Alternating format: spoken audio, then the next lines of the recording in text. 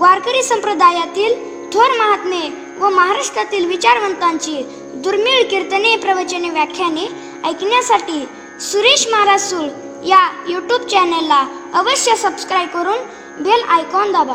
नरहरी महाराजांच्या इथे देवाने काय केलं तर नरहरी सोनारा घडू फुंकू लागे. नरहरी महाराज हे सोनार समाजात जन्माला आलेले. हे सांगितलं अनेकदा आपल्याला की समाजामधला वर्णभेद, जातीभेद याचं भयानक जे विष की त्यातून समाजामध्ये अतिशय दुरावस्था निर्माण झालेली, त्यातून घडणाऱ्या बऱ्याचशा अशा काही चुकीच्या गोष्टी ते संपवण्याकरता आणि एकाच परमेश्वराचे आपण सर्व लेकरं आहोत म्हणून सर्व जाती जमातीमधला विद्वेष जाऊन अस्पृश्यता निवारण होऊन सर्वांनी ईश भक्तीला लागावं, भक्तीकडे वळावं म्हणून वेगवेगळ्या समाजामध्ये संतांनी जन्म घेतला आणि त्यातून जातपात ही देवाला कशी लागत नाही आणि देव भक्ती कशी पाहतो हे सर्वांच्या निदर्शनास आणून दिलं. असा अनेक जमातीमध्ये घेतलेला संतांनी हा अवतार. त्यापैकी सोनार समाजामध्ये नरहरी महाराज हे जन्माला आले. यांचे मूळ पुरुष रामचंद्र, त्यांच्यातून पुढे होता होता मग पुढे नरहरी महाराजांचे वडील, त्यांचं नाव अच्युतजी, त्यांच्या वडिलांचं नाव अच्युत आणि आईचं नाव सावित्रीबाई. हे पंढरपूरलाच राहत असत आणि पंढरपूरला राहत असून ते मल्लिकार्जुन जे मंदिर आहे त्या मल्लिकार्जुन मंदिरामध्ये भगवान शंकराची उपासना करत असत. ते शैव होते आणि त्यामुळे भगवान शंकराची ते नेहमी उपासना करत असत. पण त्यांच्या माध्यमातून हरे हराचं ऐक्य कसं आहे हे जनतेला लक्षात यावं, सर्व समाजामध्ये हा दुरावा दूर व्हावा, भेद दूर व्हावा म्हणून नरहरी महाराजांच्या जन्मामध्ये ही एक क्रांती घडली आणि शैव आणि वैष्णव या दोन मधला पंथभेद हा डोक्यातला काढून टाकून हरी आणि हराचं ऐक्य कसं आहे हे नरहरी महाराजांच्या या अवतारातून सिद्ध झालेलं आहे. नरहरी महाराज तेव्हा अच्युत महाराज आणि सावित्री देवी यांनी मल्लिकार्जुनाची उपासना केलेली, शंकराची सेवा केलेली आणि त्यांच्यापासून नरहरी महाराज हे जन्माला आले.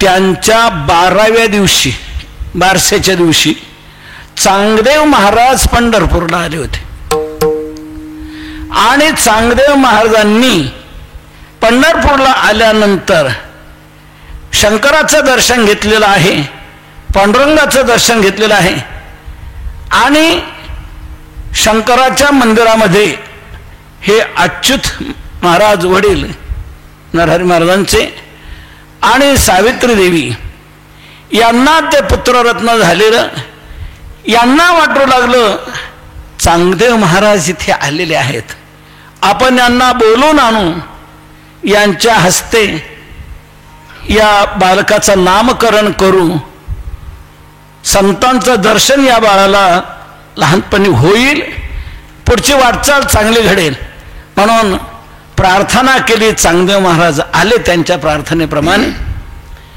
आणि मग यांनी आग्रह धरला, बाळाला चांगदेव महाराजांकडे दिलं.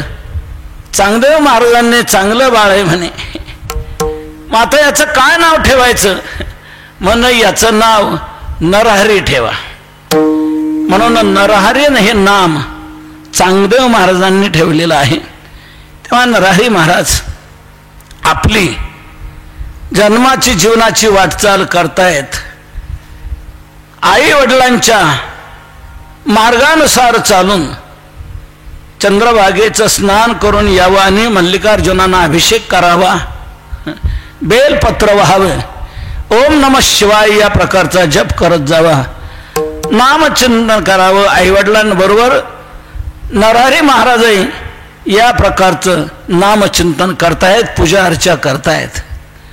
खूप चांगला हा मुलगा भक्तिनिष्ठ झालेला आहे.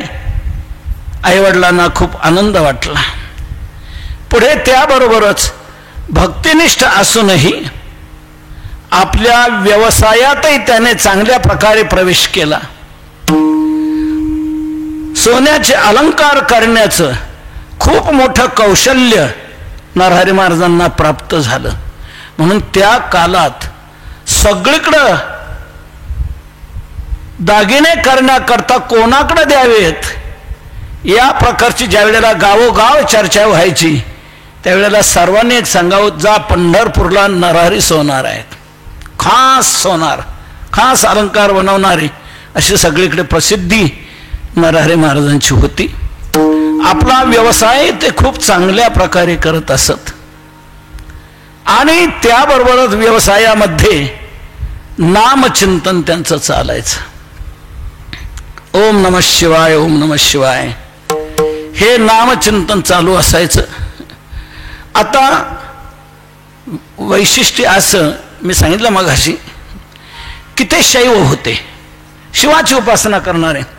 पांडुरंगाच्या मंदिराकडं कळसाकडे कधी पाहिलं नाही. विठ्ठलाचं नाव घ्यायचं नाही. रामाचे कृष्णाची जे अवतार हे आहेत त्यांची चुकूनही नावं घ्यायची नाहीत. कट्टर शैव या प्रकारचे. पण त्यांचा हा कट्टरवाद ही एकांगी भक्ती जावी आणि ऐक्यात्मक भक्ती, डोळस भक्ती यांच्याकडून घडावी म्हणून भगवंताने एक लीला केली.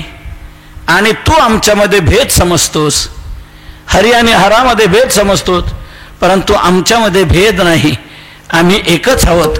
तुकोबराने स्पष्ट म्हटलंय बाबांनो, हरी आणि हरामध्ये भेद, हरी हरा भेद नाही नका करू वाद, हरी हरा भेद नाही नका करू वाद, एक एकाचे हृदये गोडी साखरेचा ठाई, हे गोडी साखरेच्या ठाई, गोडी साखरेच्या ठाई. हरी हरा भेद नाही नका करू वाद, हरी हरा भेद नाही नका करू वाद, एक एकाचे हृदये गोडी साखरेच्या ठाई, एक एकाचे हृदये गोडी साखरेच्या ठाई. हरी आणि हरामध्ये भेद नाही, दोन्ही एकच आहेत. तेव्हा ही एकांगी भक्ती दूर व्हावी आणि ऐक्यात्मक उपासना नरहरी महाराजांची व्हावी म्हणून भगवंताने एक लीला केली. आणि एक सावकार जो होता त्या सावकाराला पुत्र संतती नव्हती. तेव्हा त्या सावकाराला असा देवाने संकल्प एक निर्माण केला की तू नवस कर. तर त्याने भगवंताला नवस केला की मला पुत्र होऊ दे, मी तुला सोन्याचा कडदोरा घालेल, सोन्याची साखळी मी तुला करेल असा नवस केला. भगवंताने त्या नवसाला पावून त्यांना पुत्र दिला. पुत्र झाल्यामुळे खूप आनंद झाला. आता नवस फेडायचा, सोन्याची साखळी केली पाहिजे, कोणाकडे करायला द्यावी तर देवाचीच ही संकल्पना. देवाने सांगितलं की सगळ्यात चांगला सोनार नरहरी महाराज आहे, त्याच्याकडे नाही. तेव्हा तो सावकार आला, नरहरी महाराजांना म्हणू लागला, पंढरपुरात महाद्वाराच्या पुढेच राहत होते ते, मल्लिकार्जुन मंदिर मध्येच आहे तिथे. तर त्या प्रकारे तो सावकार आला. काय सावकार, कसं काय येणं केलं? म्हणे मला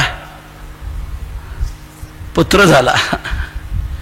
हो म्हणे, भगवान शंकराची कृपा. सावकार म्हणला नाही,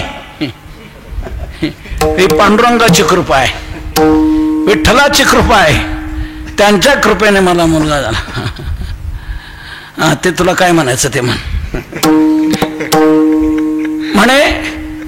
तर सावकार म्हणतो आहे, मला पांडुरंगाच्या कृपेने मुलगा झाला, तर मी नवस केला होता सोन्याची साखळी मी तुला करीन, तेव्हा सोन्याची साखळी करायची आहे, तेव्हा तुमच्याकडे आलेलो आहे.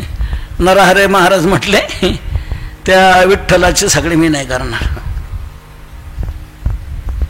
जा, गावात अनेक सोनार आहेत, पुष्कळ सोनार आहेत, जा त्यांच्याकडे करून घ्या. तो म्हणला नाही, दुसरे सोनार पुष्कळ आहेत, नाही असं नाही, पण त्यांचं काम तितकं पटत नाही. तुम्ही नावाजलेले सोनार आहात, खूप चांगल्या प्रकारे तुम्ही अलंकार घडवता, म्हणून सगळ्यांनी मला हेच सांगितलं की त्यांच्याकडेच करायला आहे, म्हणून तुमच्याकडे आलेलो आहे. तो नाहीच म्हणायचे, पण त्यांनी आग्रह धरला की तुम्हीच केले पाहिजे. तो म्हणाला ठीक आहे, आता व्यवसाय आहे, करतो मी, पण मी तिकडे येणार नाही, माप तुम्ही घेऊन या, कमरेचं माप तुम्ही घेऊन या. म्हणजे त्या प्रकारे साखळी करायला सावकार म्हणला आणतो मी. सावकाराने माप आणून दिलं. नरहरी महाराजांनी साखळी त्याप्रमाणे खूप चांगल्या प्रकारची तयार केली आणि दिली. सावकार घेऊन मंदिरात गेला, साखळी घालून पाहतो आहे तर ती कमी पडली, मापाप्रमाणे नाही. तो म्हणला कसं काय केलं, माप तर मी बरोबर दिलं होतं, मग ही कमी कशी काय पडली? तो परत आला सावकार, अहो महाराज वीजभर कमी पडली. कसं काय? म्हणे तुम्ही दिलेल्या मापाप्रमाणे केले मी, हे पहा तुमचं मापन ही साखळी. नाही म्हणे कमी पडली. किती? म्हणे एवढी. मग तेवढी वाढून करा, वाढून सोनं पाहिजे, सोनं घ्या आणखी. पुन्हा केली तयार तेवढी, सावकार घेऊन गेला, वीजभर मोठी झाली. तो पुन्हा आला, म्हणलं का कसं काय तुम्ही करता? अहो वीजभर जास्त झाली. म्हणे तुम्ही जे सांगितलं होतं पहिलं माप आणि ही वीजभर बघा बरं बरोबर आहे की नाही. नाही म्हणे परत करा, नीट बघा. परत केली, 2-3 वेळा असं झालं, कमी पडायची जास्त व्हायची, कमी पडायची जास्त व्हायची. तो सावकार म्हणला, हे बघा नारायण महाराज, आता हे जाऊ द्या, हे होतो तो नाठ्यापाठ्या, मी जायचं यायचं जायचं यायचं, त्यापेक्षा तुम्हीच चला मंदिरात, तुमच्या हाताने माप घ्या आणि करून किती घडणावळ जी वाढेल ती मी देतो, सर्व काय मी देतो, तुम्ही चला. तो नाही, मी नाही येणार, मी नाही तोंड पाहणार. अहो तोंड नका पाहू, कमरेचं माप घ्यायला काय हरकत आहे तुम्हाला? कमरेचं माप घ्या आणि या तुम्ही. ठीक आहे. नरहरी महाराजांनी घरूनच त्या गांधारी सारखी डोळ्याला पट्टी बांधली, पाहायचं नाही त्या पांडुरंगाचं तोंड, पट्टी बांधली आणि मंदिरात आले. माप घ्यायला लागले, कमरेवरून हात फिरवला, कमरेवरून हात फिरवून माप घ्यायला पाहत तर शंकराची पिंड लागली, व्याघ्रंबर लागलं. पुढे इकडे तिकडे केलं तर सर्प दिसला. अरे हा तर आपला शंकरच आहे की काय? सर्व शंकराची लक्षणं ही नरहरी महाराजांना तिथे दिसून आली. नरहरी महाराज म्हणतात, हे तर माझे शंकर भगवानच आहे, मग पाहायला का हरकत आहे? पट्टी काढली, पाहतो तर विठ्ठल.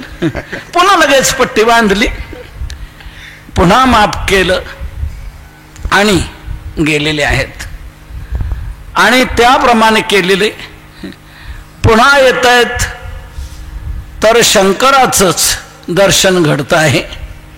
मग शेवटी नरहरी महाराजांना वाटू लागलं की मी जो भेद समजत होतो दोघांमध्ये, आणि पांडुरंगाचं पाहायचं नाही, पण पांडुरंग आणि शंकर हे दोन्ही एकच आहेत.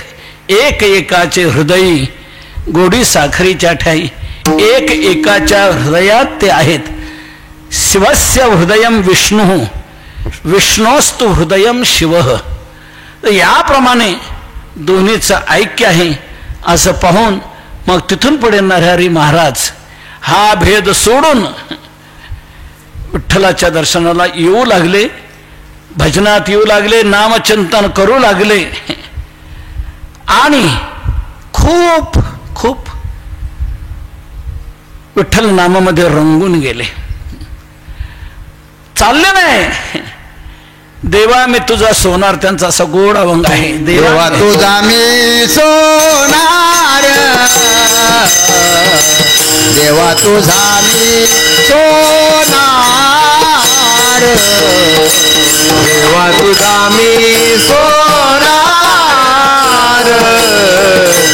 देवा तुझा मी सोनार, तुझ्या नामाचा व्यवहार, तुझ्या नामाचा व्यवहार, देवा तुझा मी सोनार,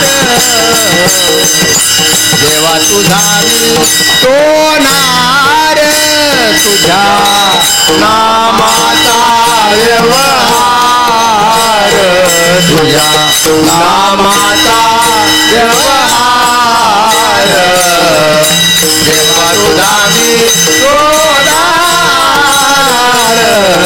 देवा तुझा मी सोनार. देवा मी तुझा सोनार आहे,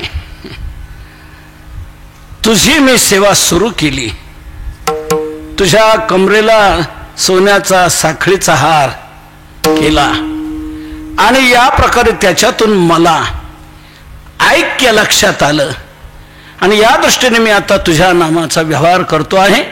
नित्य नाम चिंतनात नरहरी महाराज रंगून जात आहेत. बागेश्वरी देवी, त्या देवीची ते उपासना करत असत. तर शंकर भगवान, विष्णू भगवान, बागेश्वरी देवी हे त्रिवेणी संगम हा हे काही वेगळे नाही. रुक्मिणी माता बागेश्वरी देवी आहे, त्या ऐक्य, त्यांचं ऐक्य आहे, यांचं ऐक्य आहे. तर याप्रमाणे ते उपासना करत असत. तर बागेश्वरी देवीच्या पूजेतून त्यांना रोज 1.25 तोळाचं सोनं मिळत असे. रोज बागेश्वरी देवी ते 1.25 तोळं सोनं द्यायची. त्यावेळेला नरहरी महाराज म्हणू लागले की आईसाहेब, या सोन्याची मला काहीच गरज नाही, माझ्या जीवनात नामाचं सोनं हेच पाहिजे आहे, हे दुसरं हे लौकिक सोन्याची मला अपेक्षा नाही आहे. तर माझ्याकडून ते नामचिंतन घडत राहील अशी कृपा करा. या प्रकारे नरहरी महाराज नामचिंतनात सेवेत दंग आहे आणि आपला व्यवसाय सांभाळतायत. हा घडलेला चमत्कार पाहून खास प्रसिद्ध सोनार आहेत हे पाहून अनेकांचं काम यांच्याकडेच यायचं. इतर सोनारांची दुकानं बंद पडायला लागली, यांच्याकडे जास्त, आणि लोकांचं देणं होईना लवकर. लोक म्हणायचे, महाराज अहो तुम्ही चांगले सोनार म्हणून आम्ही तुमच्याकडे येतो, द्या ना आम्हाला, वेळेवर द्या ना, आमचं लग्न आहे, लग्नानंतर नको का. तर त्या वेळेत म्हणे काय आता होत नाही, मी सांगत होतो तुम्हाला दुसरीकडे कोणाकडे द्या, होत नाही, काम खूप आहे, काम खूप आहे. लोक ज्या वेळेला म्हणू लागले की या काम चांगले पण लांबवतात फार, वेळ खूप लावतात, लवकर देत नाहीत, नरहरी महाराजांना नाव ठेवतायत. नरहरी महाराज म्हणतात जसं मी होईल तसं देईन, तुमची इच्छा. तेव्हा नरहरी महाराजांविषयी लोक ज्या वेळेला वेगळं काय बोलू लागले, काही म्हणायचं, त्यावेळेला देवाला ते सहन झालं नाही. देवाला वाटू लागलं माझा नरहरी किती सुंदर सर्व कर्म सांभाळतोय आणि माझं नामचिंतन करतो आहे, त्याच्या मनात कुठला विद्वेष नाही, कुठला काही प्रकार नाही, तरी लोक व्यर्थ नाव ठेवत आहेत. तर एक करून ना उशिरा देतात म्हणून हे करतायत ना, तर त्यांचं काम लवकर होईल आणि लोकांना म्हणण्याप्रमाणे देता येईल, यात आपण मदत केली तर काय हरकत आहे का? म्हणून त्यावेळेला भगवान एक सेवक म्हणून सोनार म्हणून आले. मी सोनाराचा एक मुलगा आहे, मला काम द्या, तुमच्याजवळ ठेवा, मला हे शिक्षणही द्या, माझ्याकडून घडू द्या, माझ्या जीवनाला तुमचा हातभार लागेल. या प्रकारे येत आहे. आणि काही पगार नको मला, काही नको, न खाता न काही पगार घेता मला ही संधी द्या. म्हणून त्या प्रकारे भगवान आले आणि नरहरी महाराजांना हे अलंकार करत असताना अलंकार घडू लागले. त्याप्रमाणे तिथे सुवर्णाची ती भट्टी करायची असे, अग्नी तेवत ठेवायचा असतो. 4 प्रकारे सोन्याची ही कसोटी असते. यथा चतुर्भी कनक परीक्षते निघर्षण छेदन ताप ताडनही. निघर्षण छेदन ताप ताडन 4 प्रकारे ही सोन्याची कसोटी असते. तर त्याला अग्नीची आस द्यावी लागते. त्यावेळेला कुठं ताव तो येत असतो आणि ते त्यातला हिनकसपणा जाऊन शुद्ध सोन्याचं ते अलंकार होत असतात. भगवंताने ते दागिने घडवण्याचं आणि वेळ लागेल तसं फुंकण्याचं काम केलेलं आहे. म्हणून तुकोबारा म्हणतात, नरहरी सोनारा घडू फुंकू लागे, घडू लागे आणि फुंकू लागे. विठ्ठल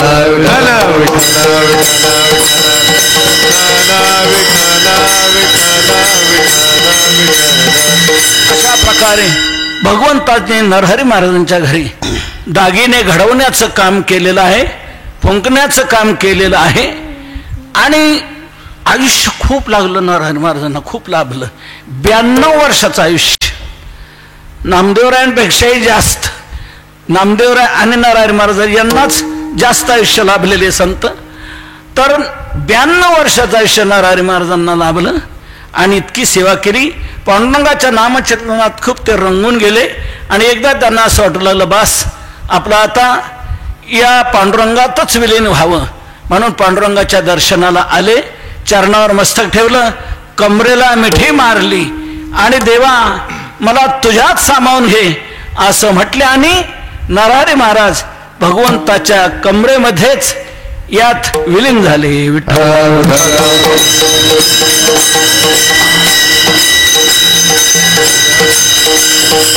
नरहरी सोनार देवाचे कटीसी. नरहरी सोनार देवाचे, नरहरी सोनार देवाचे कटीसी. नरहरी सोनार देवाचे कटीसी.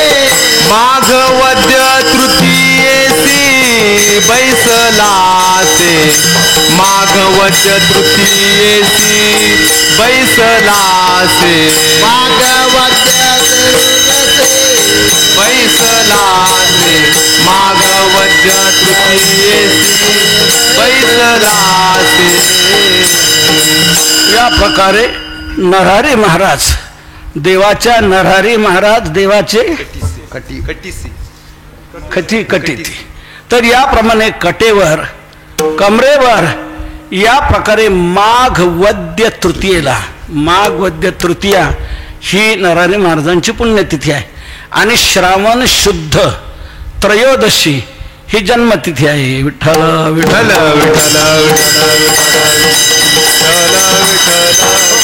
तर या प्रकारे भगवंताने नरहरी महाराजांच्या घरी दागिने घडवण्याचं, फुंकण्याचं काम केलेलं आहे. इतकाच इतिहास सापडलेला आहे. यापेक्षा अधिक काही नरहरी महाराजांचं चरित्र सापडलेलं नाही. त्या प्रमाणात आपण तो विचार केलेला आहे. नरहरी महाराजांच्या घरी याप्रमाणे काम केल्यानंतर आणखी पुढे कोणत्या भक्ताची कशी सेवा केली हो तुकोबारा आहे, तर उत्तरार्धात तुकोबारा आहे. तो काय वेळा संगे ढोरे ओढी. मेळा संगे ढोरे ओढी. तो काय वेळा संगे ढोरे ओढी. तो काय वेळा संगे ढोरे ओढी. तो काय मेळा संगे ढोरे काही नेणे भगवंता उंच नीच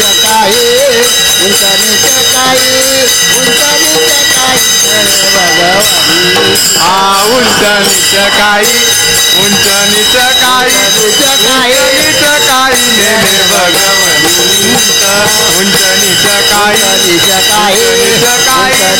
उंच नीच काही नेणे भगवंता.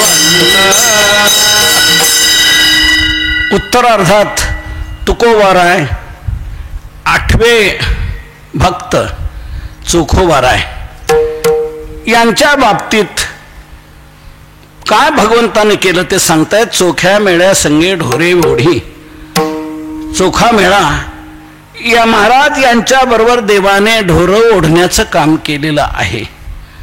चोखा मेळा महाराज हे महार समाजात जन्माला आलेले, परंतु भगवंताची भक्ती ही विशेष भक्ती, अतिशय आवडणारी भक्ती.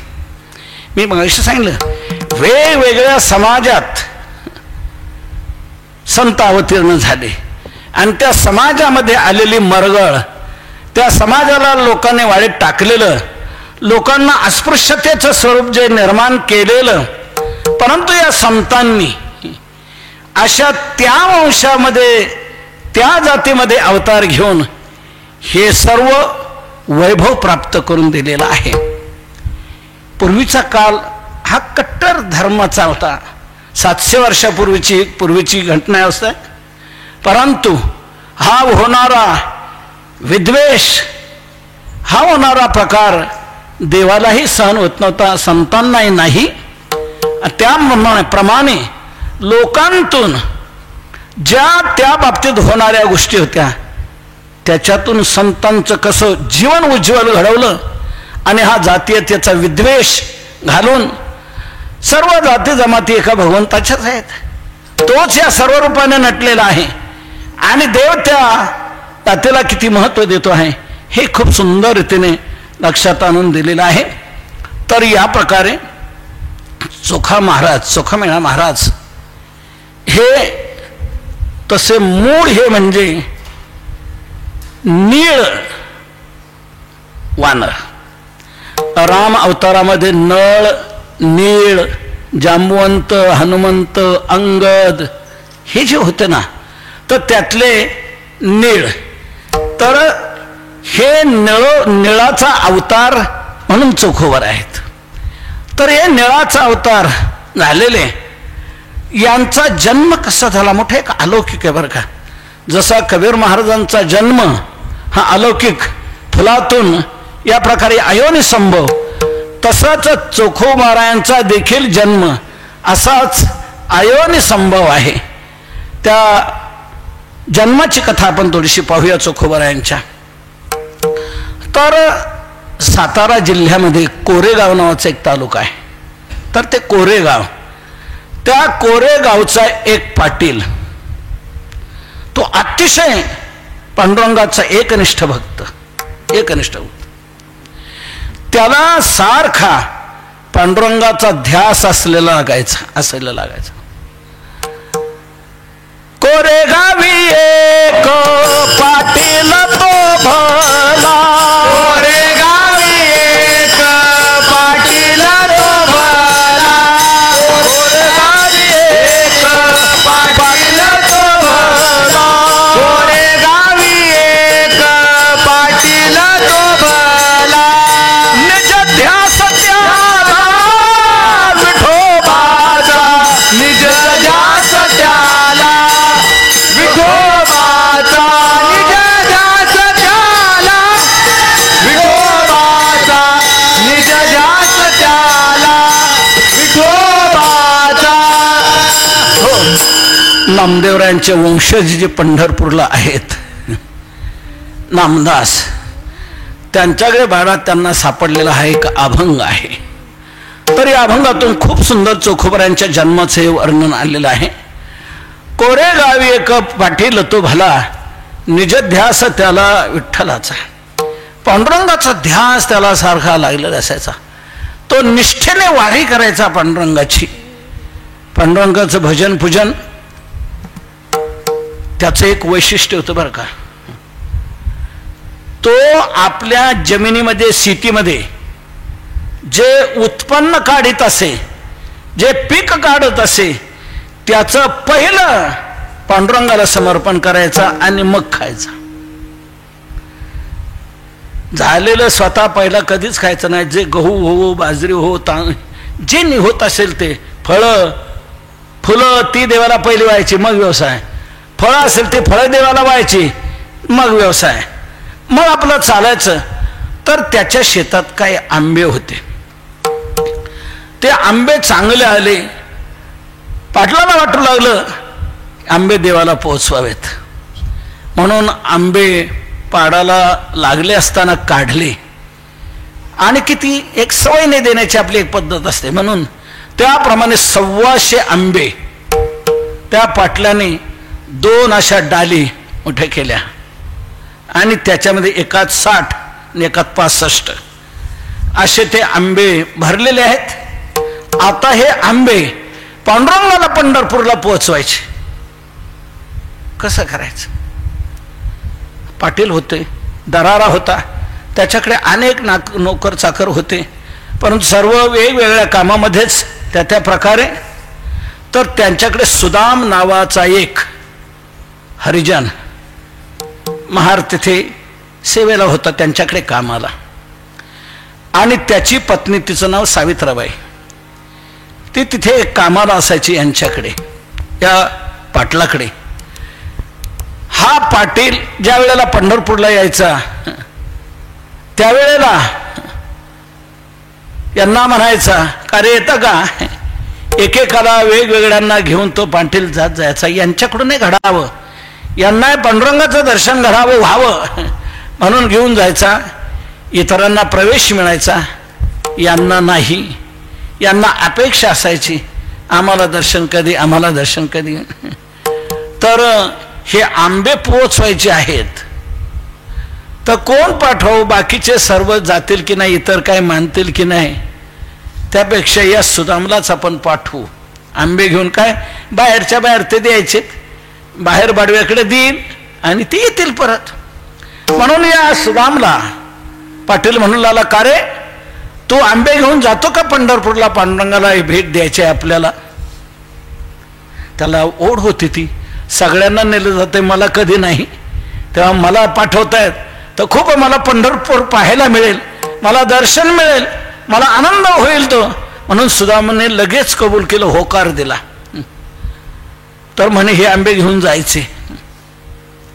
कोणाकडे द्यायचे? म्हणे जो पुजारी आहे बडवे, त्याचं नाव मी चिठ्ठी तुला पत्ता सगळा देतो, त्याप्रमाणे तू ते घेऊन जा. पण म्हणे पाटील हे दोन्ही एवढे 125 आंबे 2 राहिले, ह्या मला एकट्याला काही जायच्या नाहीत. दुसरं कोणीतरी म्हणे बघ दुसरा कोणी तुझ्याबरोबर येतोय का? तेव्हा याला वाटू लागलं दुसरं कोणी नेण्यापेक्षा आपल्या पत्नीलाच नेलं तर काय हरकत आहे. म्हणून पत्नीला तो म्हणला, का ग पंढरपूरला जायचं आपल्याला पाटील म्हणताय, तर पंढरपूर तरी आपलं होईल, तू येते का? म्हणे येते. पाठी घ्यावी लागेल. हो म्हणे घेईल. मग सुदामनी येऊन सांगितलं, पाटील दुसरा कोणी पाहण्यापेक्षा माझ्या पत्नीलाच मी नेतो. म्हणून पत्नीला बरोबर आणलेला आहे. दोघांनी ते 2 डाल डोक्यावर घेतले, चाललेले आहेत. दरकोस काम करत जसं जसं चालणं होईल त्याप्रमाणे चालत चालत पंढरपूरला आपल्या वाखरीच्या तिथे साताऱ्याचा रोड येऊन मिळतो. कोरेगाव तिकडूनच आहे, साताऱ्याकडून आलेलं तिथपर्यंत ते आलेले आहेत पादुकाच्या तिथे. आणि श्वास टाकला, आलो पंढरपूर, आपल्याला दर्शन होणार, चंद्रभागेचं स्नान घडणार. खूप त्यांना आनंद झाला. आले, विसावा घेतला, जरा दूर सूर्य उदयाला आलेला होता. पुढे डोक्यावर पाठी घेतले, निघाले. भगवंताला अशी ओढ लागलेली. भगवंत एका वृद्ध ब्राह्मणाचं रूप घेऊन आले आणि या सुदामला म्हणू लागले, मला खूप भूक लागलेली, खूप खूप भूक लागलेली. काय तुझ्याकडे दे, शेळं पाक असलं तरी चालेल, जे असेल ते चालेल, मला दे, मला दे. तो म्हणला नाही, अहो आम्ही या हरिजन समाजाचे महार समाजाचे आहोत, आमच्याकडे तुम्ही ब्राह्मण काय मागता, काय म्हणता, कुठे नाही म्हणे कुठे असं मला भूक लागलेली आहे, जिथे मिळेल अन्न ते महत्वाचं आहे, तर मला द्या काय तुमच्या ह्याच्यात. म्हणे आंबे आहेत. आंबा चालेल मला, काय हरकत नाही, आंबा द्या. आंबा द्या म्हटल्यानंतर तोंडला पाटलांनी मोजून दिलेले आहेत. 1,200 आंबे आहेत. ते 1,200च्या 1,200 तिथे पंढरपूरला पोचवायचे. ते म्हणतील काय केलं, माझ्यावर आळ येईल, आरोप येईल, तेव्हा आम्ही काय देणार नाही, हे आमचे नाहीये, आम्ही एक मजूर आहोत. तो म्हणतोय मी पण ते आपला संबंध नाही. तुका म्हणे गुरे राखोनी गोवारी माझी म्हणे परिलाव नाही.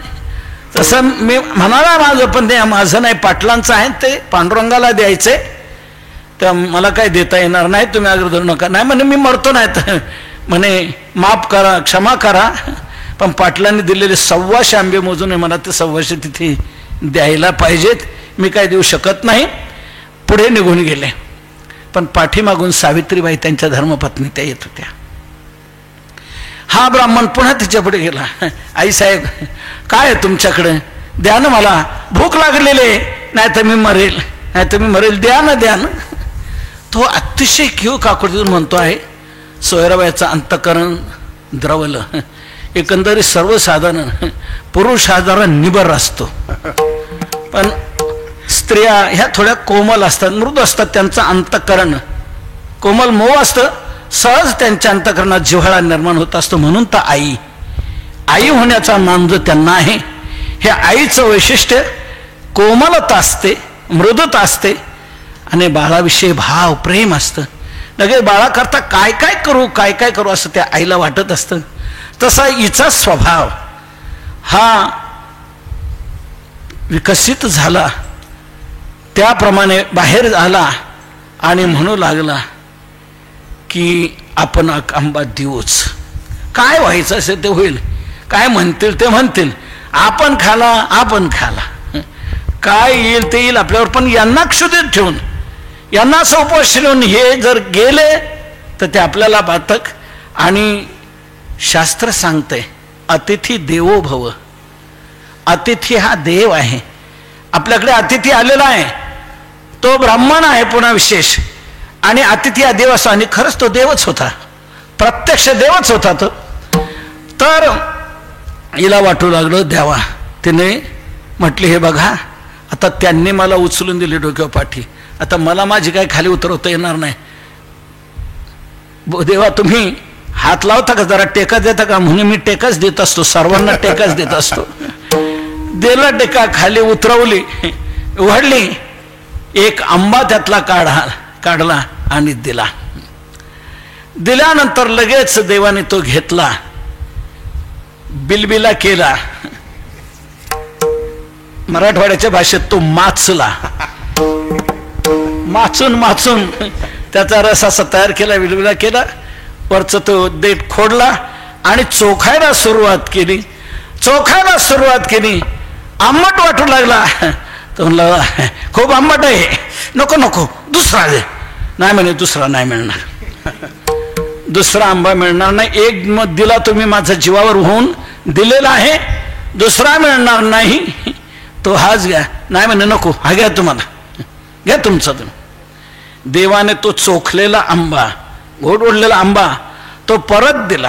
परतोनिया देत तिचे करी, परतोनिया देत तिचे करी, परतोनिया देत तिचे करी, परतोनिया देत. आला विमुखी आंबट तो आहे, परतोनिया देत तिचे करी, परतोनिया देत तिचे करी.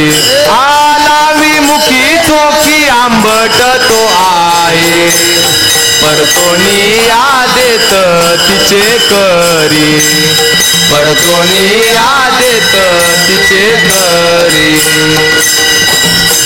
तो आंबट लागला म्हणून परतोनिया देत तिचे करी. तिच्या हातात तो परत दिलेला आहे, तेव्हा तो बिलबिला केला आणि चोखलेला आहे. आता हा आंबा पाटीत कसा ठेवता येईल, कसा देता येईल, मग कुठे ठेवायचा, टाकून नको द्यायला, कुठं ठेवायचा, काय करायचा, म्हणून तिने आपल्या ओटीत तो घालून ठेवला. माता वर्गाला हाताला काय लागलं का त्यांना ओटीत खोवून ठेवायची सवय असते. पैसे असो, सगळे असो, काय जे जे असेल, मिळालं काय हातात असलं का नाही असलं, जवळ काय नसलं, ओटीत खोवून ठेवायचं. तिने तो आंबा ओटीमध्ये खोवून ठेवला आणि चाललेली आहे. पंढरपुरात आले, महाद्वाराच्या पुढे आले, ती चिठ्ठी काढली. कुठे थे बडवे, त्यांच्याकडे कोरेगावच्या पाटलांनी हे आंबे पाठवलेले आहेत, त्यांचे ते आंबे देण्याकरता आम्ही आलेलो आहोत. सगळे जमा झाले, जवळपासचे झाले, इकडे झाले, तिकडे झाले. कुठे आहेत म्हणे, ते आंबे तिथे आहेत. तर त्यांना बोलवलं गेलं. ते आंबे द्यायचे. आता द्यायचेत म्हटल्यानंतर मोजून भरलेले, ते मोजून दिले पाहिजेत ना, नाही तर पुन्हा नंतर आळ यायचा, आरोप यायचा, काय नको व्हायला. म्हणून सोडलेली आहे पाटी, मोजले, बरोबर 60 भरले. ही पाटी ते बांधून ठेवली. दुसरी ओढली, हिची सावित्रीबाईकडे जी होती ती खोडली, मोजले तर एक कमी पडला. 64 भरले. अहो कुठे 65, 125 पाठवलेले आहेत आंबे पाटलाने. हे काय चिठ्ठीमध्ये उल्लेख आहे, याच्यात नाही. तेव्हा सुदाम म्हणतो आहे, सावित्री अगं काय झाला एक आंबा, म्हणे तो ब्राह्मण आला होता का तिथे, म्हातारा मागत होता ना तिथे वाखरीच्या तिथे, तर तुम्ही नाही दिलं त्याला. पण मला कस तरी वाटू लागलं, अतिथी आपल्याकडे मागतो आहे, म्हातारा आहे, वयस्कर आहे, त्याने इच्छा व्यक्त केली नाही तर मी मरतो म्हणतो, भूक लागलेली. मग त्याला देणं मला कर्तव्य वाटू लागलं.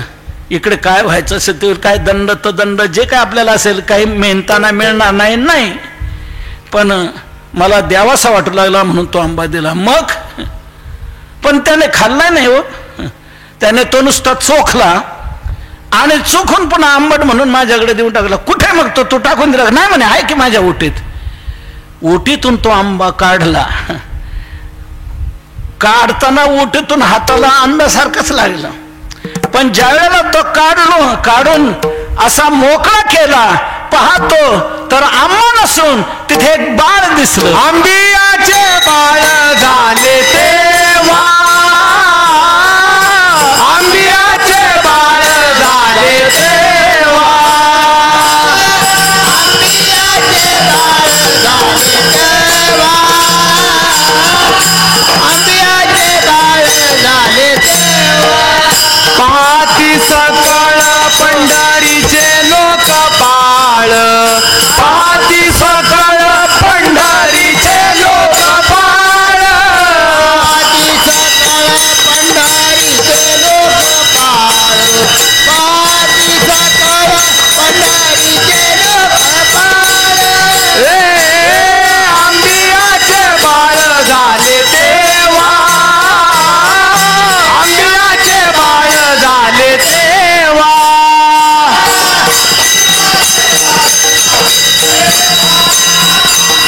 आंबियाचे बाळ झाले तेव्हा.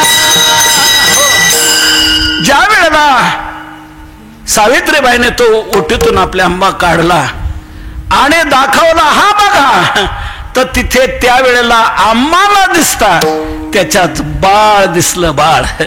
तर त्या आंब्याचंच बाळ झालं.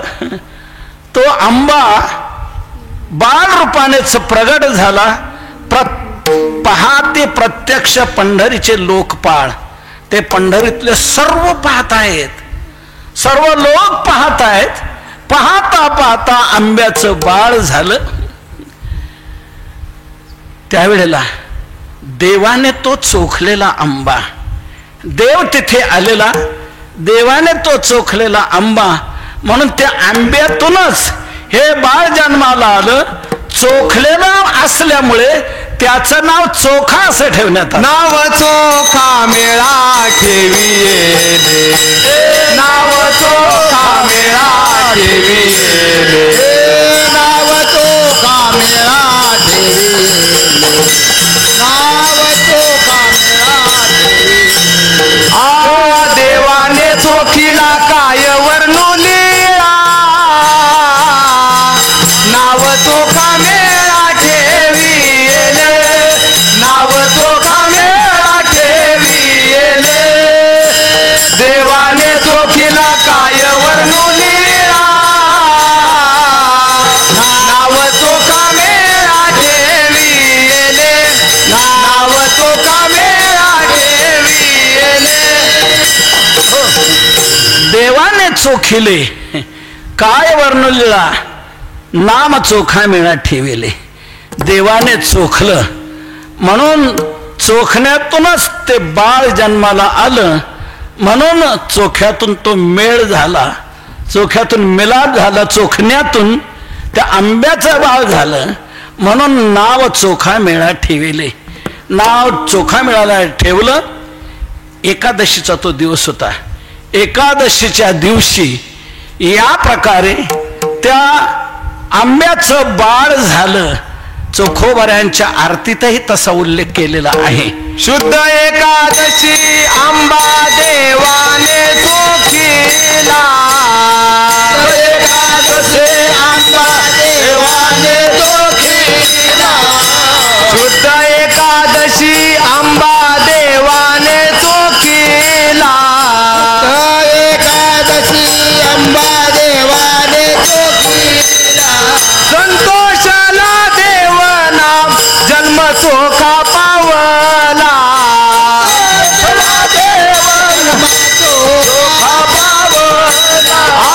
संतोषाला देव जन्म चोखा पावला, देव जन्म चोखा पावला. ओ वाळू आरती शुद्ध चोखा मेळा, ओ वाळू आरती शुद्ध चोखा मेळा, शुद्ध चोखा मेळा, ओ वाळू आरती शुद्ध चोखा मेळा. या प्रकारे शुद्ध एकादशीच्या दिवशी हा आंबा चोखला, म्हणून संतोषाला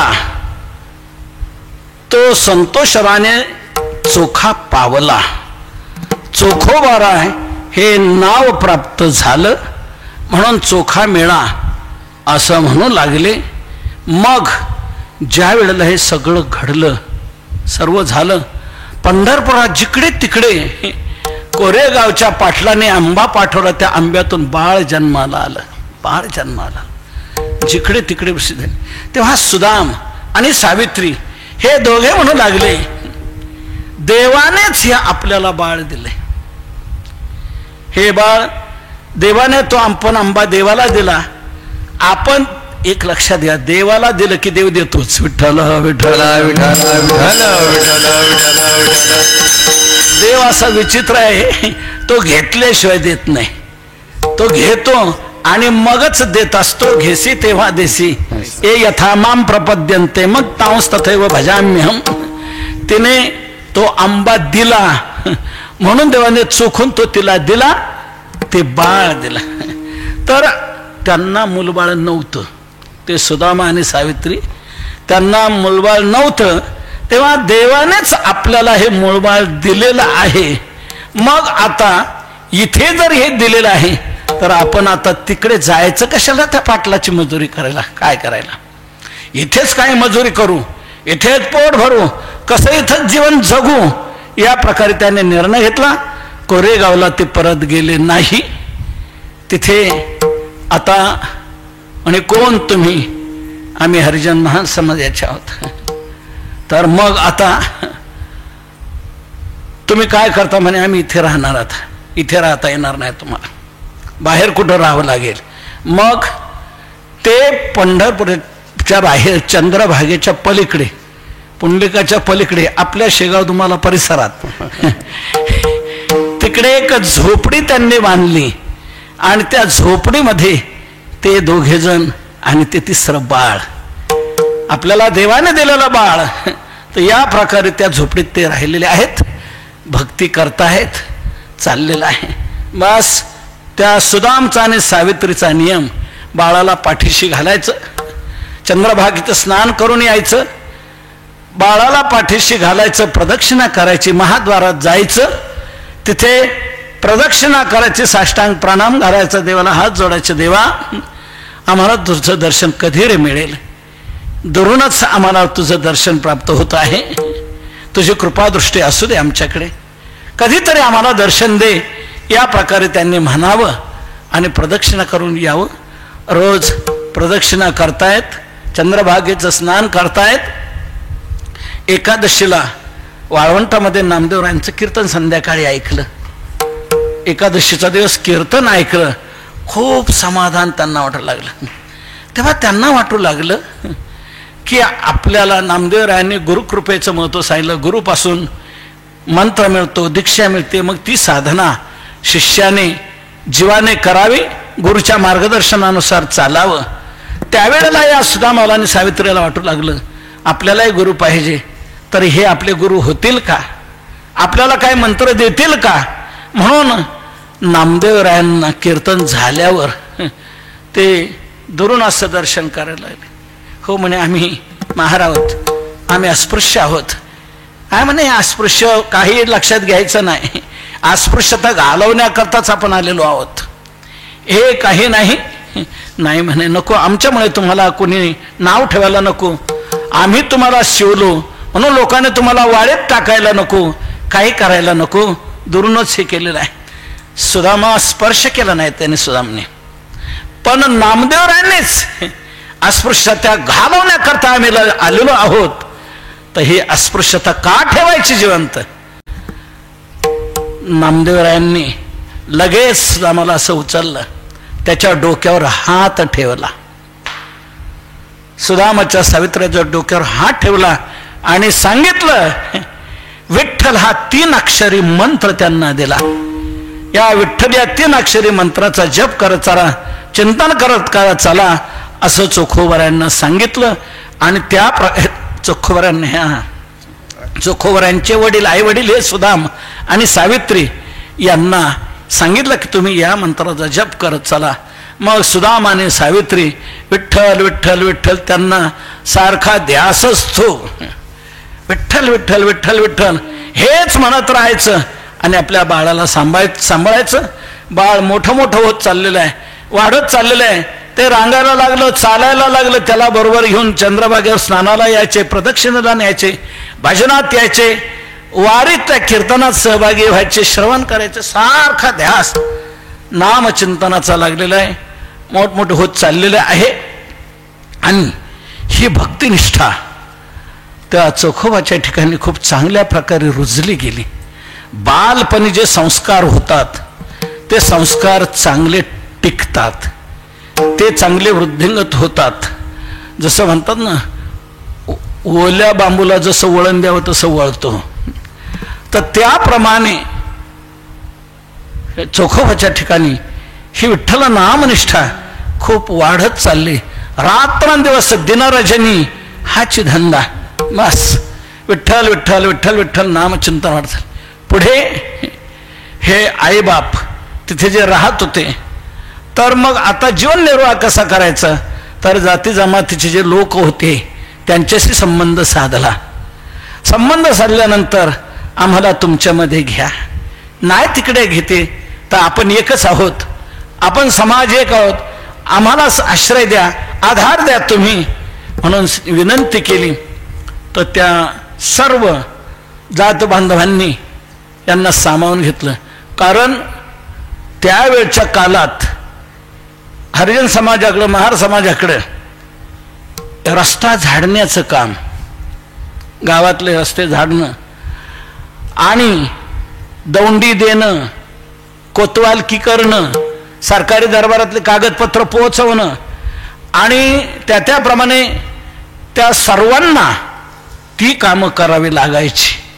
त्या ते म्हणू लागले आपण कमी पडतो, आपल्यावर ताण पडतोय, आपल्यात हा एक आला तर काय हरकत आहे. घेतलं त्यांनी त्यांच्यात, आणि त्यांचे दिवस ठरलेले पाळे असायचे. पाळीप्रमाणे तसे त्या दिवशी त्यांनी तिथे कामं करायची.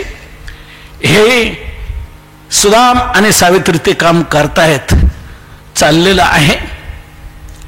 तर या प्रकारे काम करत असताना पुढे चोखोबाराय मोठे झालेले आहेत. तेही मग आईबापांना टेकू द्यायचे. त्यांची पाळी आली का काम करू लागायचे, झाडलोट करू लागायचे, नाल्या साफ करणं, ढोरं ओढणं, त्याप्रमाणे जी जी कामं असायची कोतवाल किती ती सगळी ते करत लागले. आई वडील वयस्कर झाले, ते मरण पावले. मरण पावल्यानंतर चोखोबाराय मोठे झाले. सर्व काम त्याच्यात राहून ते करतायत.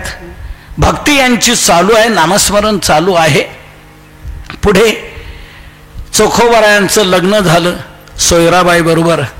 पत्नी सोयराबाई आणि चोखोबाराय लग्न झालं, आणि हे दाम्पत्य या नियमात सामील झाले. अनुकूल मिळाले सोयराबाई, याप्रमाणे तीही सर्व काम करू लागते आहे, साधना करू लागते. असा आनंद चाललेला आहे. त्यावेळेला मंदिरापुढे यायचं, प्रदक्षिणा करून महाद्वारात लोळणी घालायची, आणि तिथे ओट्यावर बसायचं आणि भगवंताचं भजन करायचं, नामस्मरण करायचं. देवा, सगळ्यांना प्रवेश आहे, आम्हाला का नाही रे देवा तुझ्याजवळ प्रवेश? इथे बसून आम्हाला तू कधी दर्शन देशील, आम्हाला कधी दर्शन देशील? या प्रकारे सारखी देवाची प्रार्थना करावी चोखोबारायांनी, सोयराबाईंनी.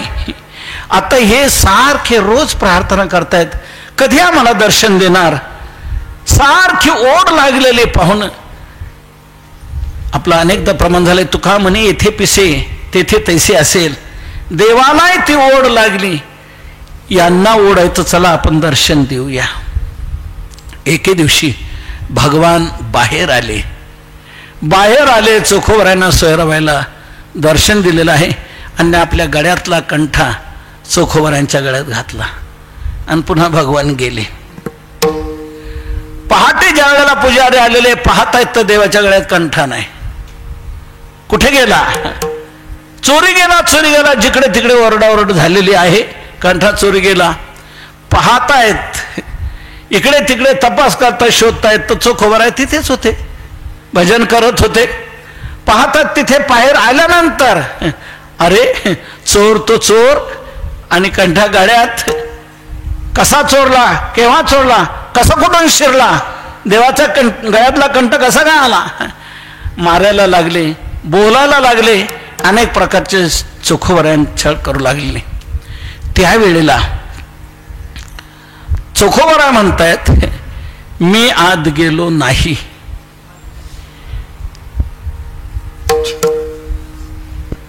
आत गेलो नाही, मी इथेच भजन करतो आहे, इथेच मी चिंतन करतो आहे. देव बाहेर आले, देवाने माझ्या गळ्यात हा कंठा घातलेला आहे. देव बाहेर यायला तू इतका कोण झाला? तुझ्याकरता देव बाहेर आला आणि देवाने तुला कंठा दिला? काय बोलतो? चोर तो चोर, उलट शिरदोर ह्यो प्रमाणे बोलतो काय? देवाने केलं म्हणतोस? पुन्हा आणखी बोलायला लागले, मारायला लागले. त्यावेळेला चोखोबाराय देवाला म्हणतात, देवा आता माझ्यावर हा आण चोरीचा आलेला आहे, सांग मी चोरी केली का तू चालन मला हा दिलेला आहे कंठा? तर यावेळेला तूच इथे ये, धाव घाल, हळूहळू चालू नको, वेगाने चालत ये, हे बडवे मला मारतायत. तर या प्रकारे तू यांच्या लक्षात आणून दे की हा कंठा तूच दिलेला आहे की नाही. धाव घाली विठो आता, चालू नको मंद, चालू नको मंद. धाव घाली विठो आता, चालू नको मंद, चालू नको. धाव घाली विठो आता, चालू नको मंद, चालू नको मंद. घाली विठो आता, चालू नको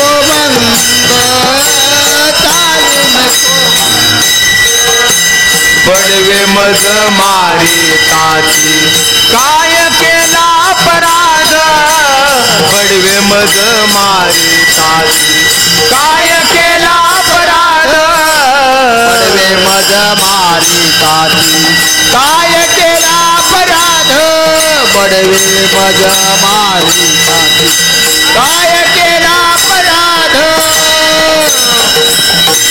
धाव घाले विठो चालू नको मंद बडवे मज मारता ती काय केला अपराध चोखोबारा देवाचा धावा करतायत तर प्रकार असा झाला देवाने लीला केली की तो चोखोबारांच्या गळ्यातला कंठ तिथून अदृश्य झाला लगेच आणि तो पांडुरंगाच्या गळ्यात आत मंदिरात त्यावेळेला म्हणू लागले काय झाला रे कंठ कुठे गेला म्हणे देवाचा देवाने नेला देवाच्या देवाने नेला म्हणतो काय बोलतोस देवाने नेला कुठं लपून ठेवला सांग कुठं चोरून ठेवला का कुठं टाकून दिला तुझ्या गळ्यात दिसत नाही नाही म्हणे देवाचा देवाने नेला एक म्हणलं जा रे पाहत्या तितक्यात आतूनच आला माणूस पुजारी आणि सांगू लागला देवाच्या कळ्यात कंठ आलाय हा कंठा कसा आला काय कळत नाही आलेला आहे काय आता त्याला मारू नका काय करू नका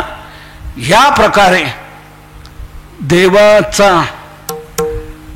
चोखोबारायांचा हा झालेला प्रकार सर्वांना जाणू लागला की निश्चित हा कोणीतरी भक्त आहे कोणीतरी चांगले भक्ती करतो आहे देव या प्रकारे किती त्याच्या बाबतीत प्रेम करतो आहे हे यावरून दिसतं तर मग चोखोबारांकडे पाहण्याचा लोकांचा थोडासा भाव वेगळा होत चालला चोखोबारा एक कोणी भक्त आहे विशेष या प्रकारे सर्वांना वाटू लागले पण ते झोपडपल्या आपल्या राहत आहेत आपापले नित्य साधना उपासना करतायत चंद्रभागेचं स्नान प्रदक्षिणा महाद्वारात येऊन दर्शन साष्टांग प्रणाम तिथे बसून राहणं बाहेर महाद्वारात नामचिंतन करत राहणं आणि पुन्हा जाणं या प्रकारे त्यांच्यावर ज्या वेळेला पाळी आली आता पुढे ती पाळी गावातली स्वच्छता ते सर्व पाहणं तिथे कामं करणं त्या समाजाने जे संघटन केलं होतं पाळ्या वाटून दिलेल्या होत्या त्याप्रमाणे ही पाळी चोखोबारांवर आली प्रकार असा ज्या वेळेला त्यांच्याकडे पाळ्या होत्या चोखोबारांकडे पाळी नव्हती त्यांच्या पाळ्या चालल्या होत्या त्यावेळेला एकमेकाला म्हणायचं सहाय्य चला तेवढं झाडलोट मला करू लाग तुझ्या पाळीच्या वेळेला मी तुला करू लागेल मग एकमेकाला ते सहकार्य द्यायचे गावातली कामं जी कोतवालकीची जी असतील ती करायची एकमेकाला मदत करायची तेव्हा ते बाकीचे चोखोबारांना म्हणायचे चला आम्हाला मदत करू लाग जरा तो म्हणला नाही मला माझं भजन करायचं माझं चिंतन करायचे तो चोखोबारा काय जात नसत भजनात आपला काल घालत असत ते बाकीचे काय म्हणू लागले अरे हा काय आपल्याला मदत करायला येत नाही त्याचं भजनच म्हणतो चिंतनच म्हणतो त्याला त्याच्या पाळीचं तो काम करणार आहे आपल्याला काय म्हणणार नाही मग पण आपण एक लक्षात ठेवायचं नाही येत ना आपल्याला तर त्याची पाळी आली का आपणही त्याला सहकार्य करायचं नाही पाहू कसं करतो तो कसं बाहेर पाडणार तर यांची पाळी संपूर्ण चोखोबारांची पाळी ज्या वेळेला आली त्यावेळेला ते काम करायला लागले मोठा ताण पडायला लागला तेव्हा चोखोबारा त्यांना म्हणू लागले की मला मदत करा मी तुम्हाला पुढे मदत झाली मागे का केली नाही मग आम्ही तर म्हणत होतो त्यावेळेला तू आम्हाला सहकार्य दिलं नाही आता तुला सहकार्य मिळणार नाही सगळ्यांनी पुन्हा मिटिंग घेतली सांगितलं याला कोणी मदत करायची नाही वाडीत टाकायचं याला हा कसं करतोय ते पाहायचं आपल्याला नाही ना मदत केली नाही मदत करायची या प्रकारे सर्वांनी निर्णय घेतला चोखोबारांचं भजन भक्ती चोखोबारांचं प्रेम पांडुरंगाला ते अनावर होतोय खूप माझा भक्त किती कष्ट घेतोय किती नामचिंतन करतोय आता त्याच्यावर पाळी आलेले आहे तर तिथे कामं करत असताना एकाचा त्यावेळेला शेतकरी काही जे होते तिथे आपापल्या परीने गायी असायच्या बैल असायचे शेतीचे कामं जे असायची तर एकाचा ब्राह्मणाचा बैल मरण पावला. बैल मरण पावल्यानंतर आता तो काढला पाहिजे. तो काढल्याशिवाय पुन्हा स्वच्छ धुवून केल्याशिवाय सुचूरभूत झाल्याशिवाय पुन्हा चूल पेटवायची नाही का जेवण करायचं नाही, हा त्यांचा नियम. म्हणे मग कोणाची पाळी रे आता ढोरं ओढण्याची, काढण्याची, साफसफाईची? म्हणे ती चोखोबाची. आता कुठे राहतात ते? पलीकडे. पलीकडे गेला तो ब्राह्मण आणि सांगितलं आमच्या इथे ढोर मेलेला आहे, बैल मेलेला आहे, तू येऊन काढ चाल. तर चोखोबाराय म्हणतात येतो. त्या ब्राह्मणाबरोबर चोखोबाराय आले. आता तो बैल मेलेला, किती त्याचं वजन मोठं, पुन्हा फुगलेला, जास्त वेळ झाल्यामुळे फुगून आला. जास्त चोखोबाराय पाडण्याचा प्रयत्न करतायत, निघेना. कसं काय करणार? दुसऱ्या कोणाला का आणलं नाही? मग बाकीचे ज्या वेळेला येतात ते किती जणी येतात आणि करतायत, तू एकटाच का आला? आणखी कोणाला बरोबर का आणलं नाही? नाही म्हणे काय कोणी आलं नाही. का आलं नाही? जा घेऊन ये कोणाला.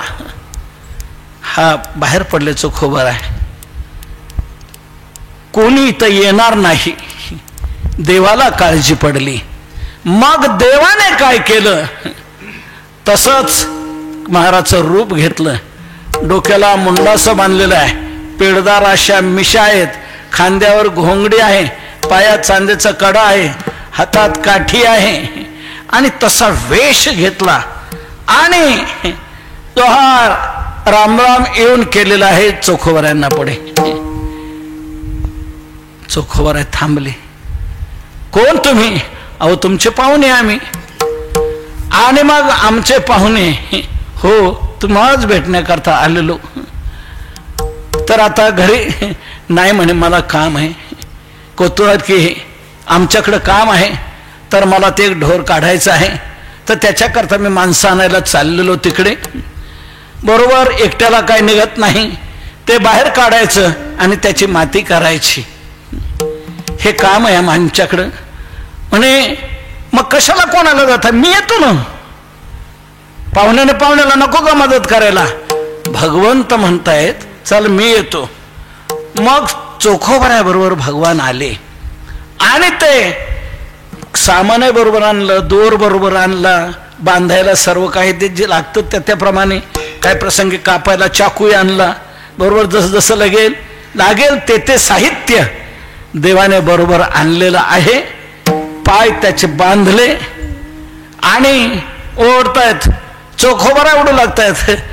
चोखोबारायांना भगवान म्हणतायत तुम्ही काय कोणाचं काम केलं नाही वाटतंय पहिला अगोदर? काही नाही म्हणे, मी कोणाच्याच मदतीला गेलो नाही, आज माझ्यावर प्रसंग आलेला आहे. तुम्हाला नाही, तुम्ही गप्रा म्हणे, मी काढतो बरोबर. देवाने ते पाय धरले त्या ढोराचे, त्याला दोर बांधला आणि दोर बांधून ओढायला सुरू केले. खूप किती बघा, सर्व देवदेवता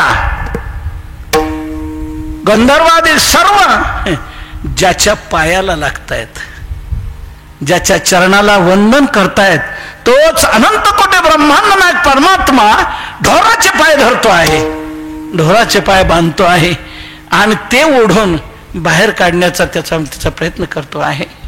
काय भक्तीची शक्ती आहे की देवाला काय करायला लावते भक्तीची ताकद. चोखोबारायांची या प्रकारची विशेष भक्ती. देवाने ते पाय बांधले, ढोराचे पाय धरले, पाय बांधले आणि ओढत ओढत या प्रकारे चाललेले आहेत. आणि तो विधी खड्डा घेऊन त्या ढोराला पूर्ण, आणि हा सर्व विधी सर्व प्रकार भगवंताने येऊन चोखोबारायांना सहकार्य देऊन केलेला आहे.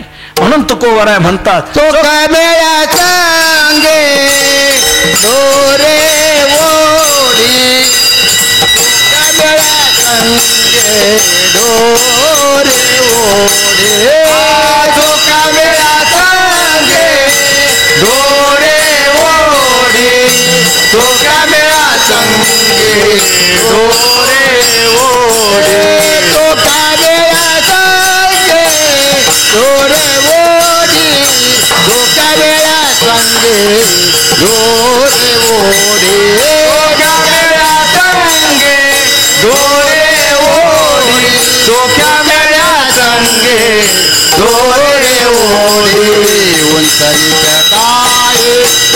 भगवंत उंच नीच काही नेणे भगवंत उंच नीच काही नेणे भगवंत उंच नीच काही नेणे भगवंत उंच नीच काही नेणे भगवंत उंच नीच काही नेणे भगवंत उंच नीच काही नेणे भगवंत उंच नीच काही नेणे भगवंत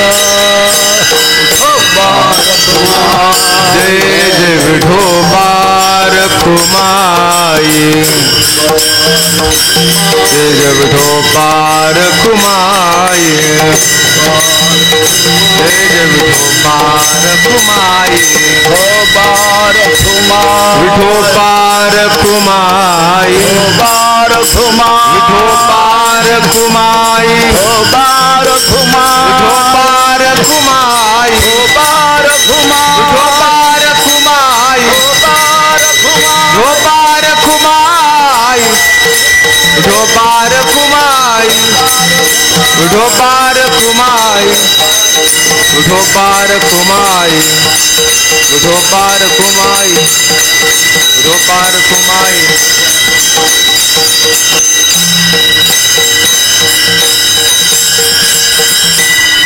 तुकोबार आहे तेच या ठिकाणी चोखोबारांच्या बाबतीत देवाने काय केलं हे सांगतात. चोख्या मेळ्यासंगी ढोरे ओढी. चोखोबारांच्या बरोबर बैलाला ढोर म्हटलं जातं, एक आपली भाषा आहे ती. तर त्याप्रमाणे ते मेलेलं बैल मेलेलं जनावर त्याला ढोर म्हटलं जातं.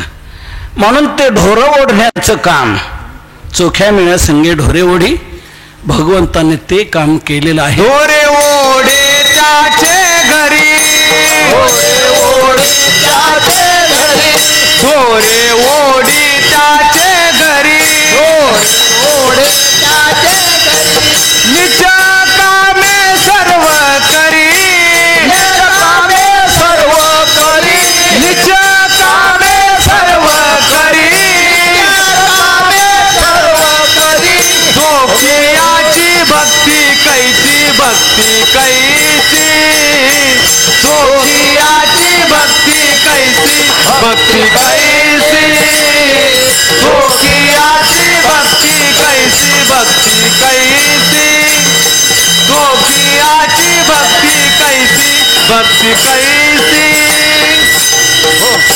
ढोरे ओढी त्याचे घरी नीच काम सोय करी.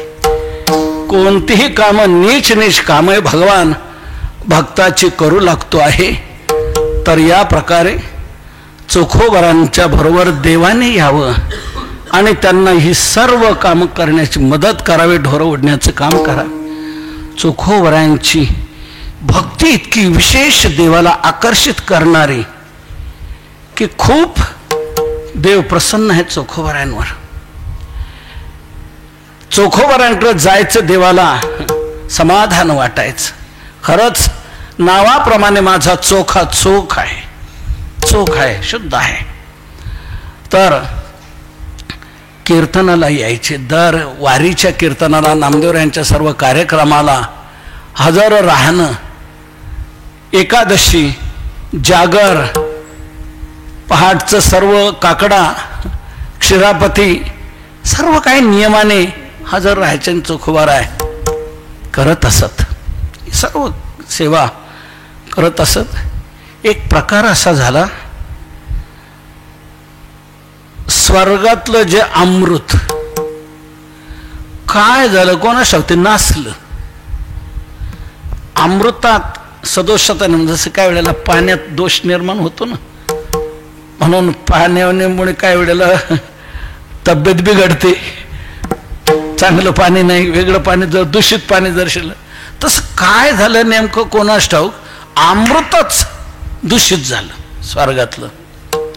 स्वर्गातलं अमृत दूषित झाल्यामुळे आता हे शुद्ध कसं व्हायचं, चांगलं कसं व्हायचं. देवांना प्रश्न पडला. आता आपलं जसं अन्न आहे तसं त्यांचं अन्न म्हणजे अमृत. आता तेच खराब झाल्यावर त्यांची उपासमार व्हायला लागली. देवांची परिस्थिती आवड झाली. तर तितक्यात नारद नेमके तिकडे का जाऊन आहेत? इंद्राने नारदाला म्हटलं, नारदा अरे काय झाले, काय कळत नाही, आमचं अमृत नासलंय, खराब झालंय, त्यामुळे आमची आता उपासमार झालेली, अवघड झालेली, आता शुद्ध होईल कसं, काय करायचं याला? नारदा ते प्रश्न करी अमरनाथ, नारदा ते प्रश्न करी अमरनाथ, नारदा ते प्रश्न करी अमरनाथ, नारदा ते प्रश्न करी अमरनाथ, शुद्ध हे अमृत कोठे होय, शुद्ध हे अमृत कोठे होय, अमृत कोठे होय, शुद्ध हे अमृत कोठे होय. नारदाते प्रश्न अमरनाथ करीत, शुद्ध हे अमृत कोठे होय. नारदाला अमरनाथाने म्हणजे देवांचा नाथ इंद्र तो प्रश्न म्हणतो की हे अमृत शुद्ध होईल कसं, काय करावं याकरता? त्यावेळेला नारदाने सांगितलं, अमृत शुद्ध व्हावं असं वाटतंय तर ते अशुद्धाच्या हाताने शुद्ध होऊ शकणार नाही, शुद्धाच्याच हाताने ते शुद्ध होऊ शकेल. तर आता शुद्धी करता भूतळावर एक स्थान मला दिसून आलेलं आहे. भूतळावर एक पंढरपूर क्षेत्र आहे, त्या पंढरपुरात शुद्ध असे भक्त आहेत, तिथे जर गेलात तर हे अमृत शुद्ध होईल. असं मग नारदाने उपाय सांगितल्यानंतर अमृताचा घडा घेऊन देव आलेले. नेमकी एकादशी होती, वारकरी सगळे जमलेले होते, पुंडलिकाजवळ नामदेवरायांचं कीर्तन चाललेलं होतं. हे इंद्रादिक देव सर्व जे आलेले शिष्टमंडळ ते सर्व मंदिरात गेलं. रुक्मिणी मातेला विचारलं, देव कुठे आहेत? म्हणजे वाळवंटात गेलेले आहेत कीर्तनाला, नामदेवरायांचं कीर्तन चालू आहे. तिथे मग वाळवंटात आले. सर्व देव आल्यानंतर सर्व बसलेले आहेत. हे सगळे देव येऊन तिथे बसले. देव बसल्यानंतर कीर्तन झालं. झाल्यावर देव भेटले देवांना, नामदेवरायांना. आम्ही आलेलो आहोत, स्वर्गातले देव आहोत, आमच्या तिथलं अमृत नासलेलं आहे, म्हणून नारदाने आम्हाला मार्ग सांगितला, पंढरपुरात जा, तिथे सर्व शुद्ध आहेत, तर तुमचं अमृत शुद्ध होईल म्हणून आलेलं आहे. तेव्हा देव म्हणलाले, ए इंद्रा गप जरा थांब, ही आमची वारी आहे, वारीला काय आहे, तुझं मध्ये काय आलंय अमृत, तुझं तू तिकडे पाहायचं, ते इथे आला ना तर आमचे वारीचे कार्यक्रम होऊ दे, आणि मग उद्या सकाळी तुमचं पाहूया. रात्री आता जागर आहे, जागर होईल, पहाटे काकडा होईल, काकडा झाल्यावर पूजा अर्चा, आंघोळ पूजा अर्चा होईल, आणि मग पारणं सोडायच्या वेळेला हे तुझ्या अमृताचं पाहू. याप्रमाणे देवाने सांगितलं. ते सर्व थांबलेले आहेत. जागर झाला, पहाटे काकडा झाला, गंगस्नान झालं, नित्याने पूजा अर्चा झालेली आहेत. देवाने पहाटेच चोखोबांना सांगून ठेवलं की उद्या पारणं सोडायला दिंडी तुमच्याकडे येणार, वारकरी सर्व तुमच्याकडे येणार, आम्ही येणार, वारकरी येणार, नवे नवे स्वर्गातले देव आले तेही येणार, तर स्वयंपाकाची तयारी करा. चोखोबारायांनी पत्नीला सांगितलं, अगं देव वारकरी आपल्याकडे येणार आहेत, तेव्हा तयारी करायची आहे. ठीक आहे म्हणे, किती जे वारकरी असतात ते, आणि आपण तेवढ्यांचा स्वयंपाक केलेला आहे. अगं म्हणे नारदाने येऊन सांगितलंय ते देव येणार आहेत इकडे जेवायला, पारणं सोडायला सर्व आलेले. म्हणून मग तर इतके सर्वांना कसं काय स्वयंपाक पुरायचा, आपल्यापुरता केलेला. तर नारद म्हणतायत येणार आहेत ते, आता देवाला काळजी, देव म्हणतायत चोखोबा काही काळजी करू नको, रिद्धी सिद्धींना पाठवलेलं आहे, आणि स्वयंपाकाची सर्व तयारी भरपूर झाली. सर्वजण आपल्या नित्यकर्म आटोपून चोखोबरायांकडे इकडे आलेले आहेत. चोखोबरायांच्या अंगणात पंक्ती बसलेल्या आहेत. सर्व देव, सर्व महिन्याचे वारकरी, नेहमीचे वारकरी, नामदेवराय स्वतः भगवान आले, रुक्मिणी माता आलेले, आणि पंगत बसलेली आहे. पंगत बसले, वाढणं चालू आहे सर्व. त्यावेळेला इंद्र आपलं ताट घेऊन त्या अमृताचा तो घडा घेऊन आलेला आहे, आणि देवाला म्हणतोय, नामदेवरायांना म्हणतोय, तुम्ही रात्री आश्वासन दिलंय पारणं सोडताना हे पाहू, तुमचं तोपर्यंत काही नाही, तर आता हे आमचं अमृत एवढं शुद्ध करा. त्यावेळेला देव म्हणतायत ठीक आहे. नामदेव म्हणतात बसा इथे थांबा, ते ठेवा पुढं ठेवलं. आणि कोण शुद्ध करणार? देव म्हणे कोण शुद्ध आहे? का आपला चोखोबा शुद्ध आहे, सर्वात चोख आहे. चोखोबा सांगितलं, चोखोबा इकडे. चोखोबा आलेला आहे. सोयराबाईला बोलव. सोयराबाई आलेल्या आहे. चोखोबा सोयराबाई आल्या आणि त्यांनी आपले करंगळे हात त्या अमृताला लावले, त्या भांड्याला लावलं. अमृतात अशा हाताची आपली बोट करंगळ्याशी लावल्याबरोबर ते अमृत एकदम शुद्ध झालं, स्वच्छ झालं. आणि मग ते अमृत घेऊन सांगितलं की जा घेऊन ये आणि त्या अमृताच्या स्टॉकमध्ये हे टाका की सगळं अमृत आता शुद्ध होऊन जाईल. त्याप्रमाणे चोखोबरायांच्या नुसत्या करांगळीचा स्पर्श झाला सोयराबाईच्या, तर ते अमृत शुद्ध झालेलं आहे. स्वर्गीय अमरनाथाचे अमृत नासले,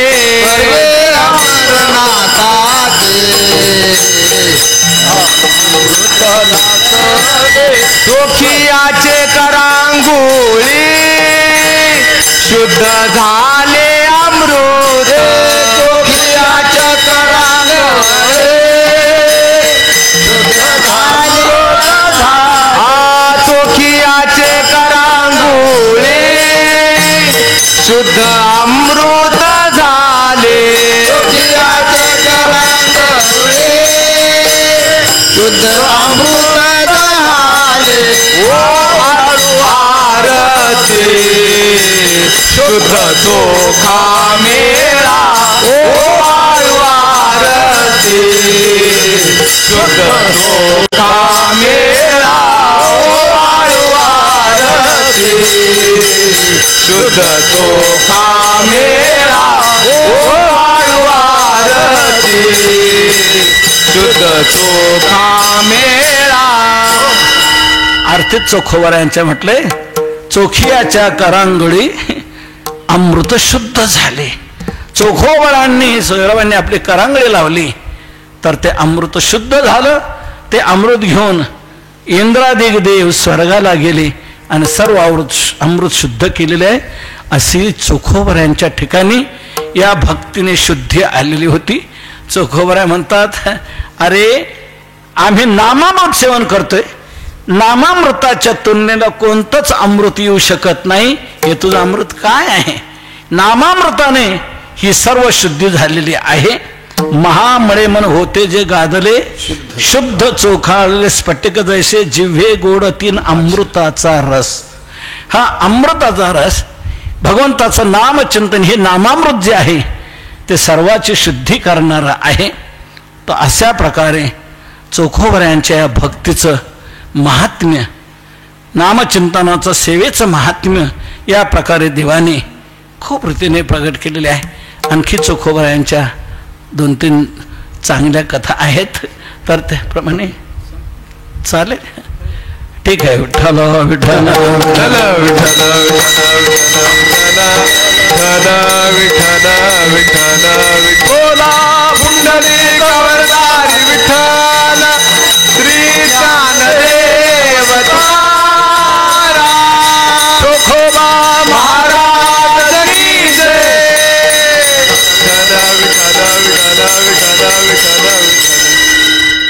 चोखोबरायांचं भक्तीचं स्वरूप इतकं वाढत गेलं, विशाल झालं, जिकडे तिकडे लौकिक होतो आहे. परंतु चोखोबरायांच्या जीवनात एक कमतरता होती, न्यूनता होती. ती म्हणजे त्यांना पुत्र संतती नाही. सोयराबाई चोखोबराय भक्ती करतायत, साधना करतायत, पण पुत्र संतती नाही.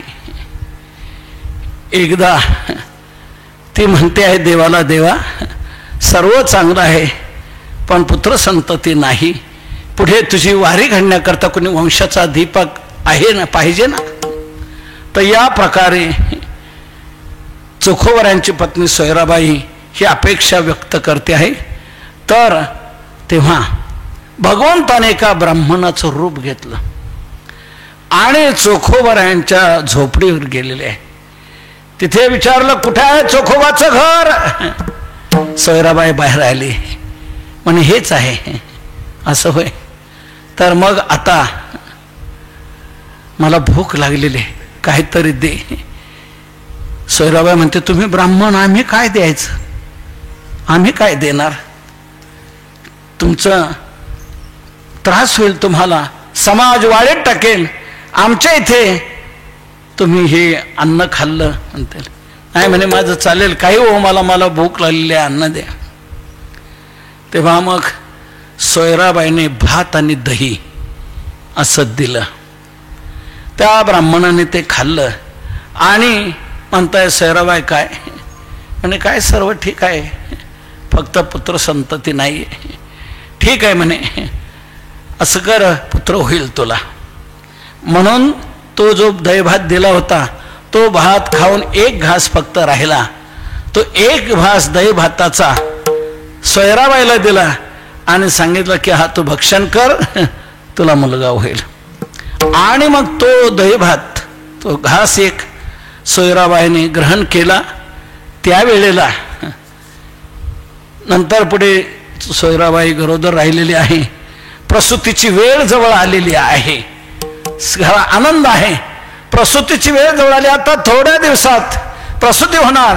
म्हणून सोयराबाई चोखोबऱ्यांना काय म्हणते की आता माझी प्रसूतीची वेळ जवळ आलेली आहे, तर काहीतरी सर्व बाजार हाट काय आणा, या दृष्टीने घरात असायला पाहिजे, तिथे अडचण कुठली वासायला नको. तर ऐकून या चोखा करीत विचार, कोणी ऐसा घोर वागवावा. चोखोबरा विचार करू लागला, हा घोर कोणी वागवायचं, हे आता एक एक काम सांगायला लागलेली, हे आणा ते आणा ते आणा, त्यापेक्षा इथे न थांबलेलं बरं. म्हणून न पुसता गेला बहिणीच्या गावा, आनंदे केशवा आळवीत. भगवंताला आळवत आळत बहिणीच्या गावाला गेला. बहिणीचं नाव निर्मळा, ते निर्मळा बहीण, तर तिच्या गावाला चोखोबारा निघून गेलेले आहेत. मग इकडे चोखोबारा तिथे गेल्यानंतर निर्मळाने विचारलं काय कसं काय. म्हणे ठीक आहे, तिची आता वेळ जवळ आलेली आहे, पण ती मला हे सांगू लागली ते सांगू लागली. मग मी तिथून निघालो आणि आलेलो तुझ्याकडे. दादा अरे असं कसं काय केलं, अरे अशा अडलेल्या वेळेला तू तिला सोडून आलास.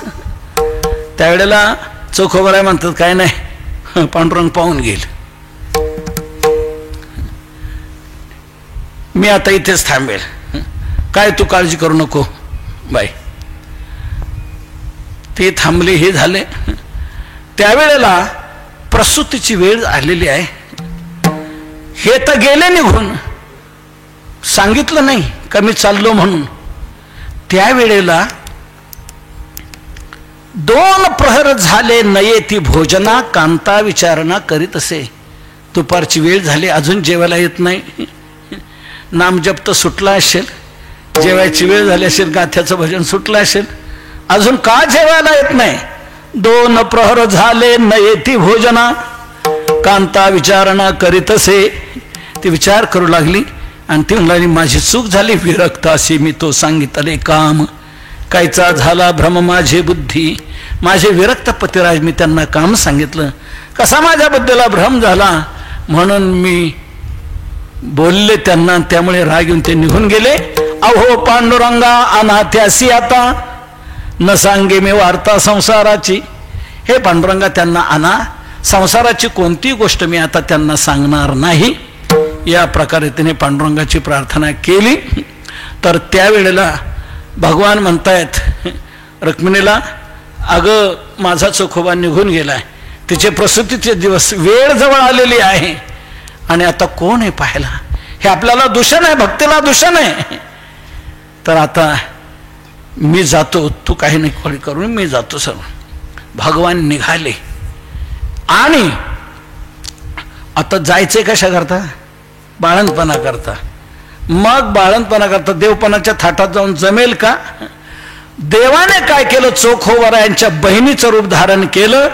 आले, दरवाजाला थाप मारले, वहिनी दार उघड. चोखोबाची बहीण झाला चारंगर, चोखोबाची बहीण झाला चारंगर. वहिनी उघडा दार हाका मारे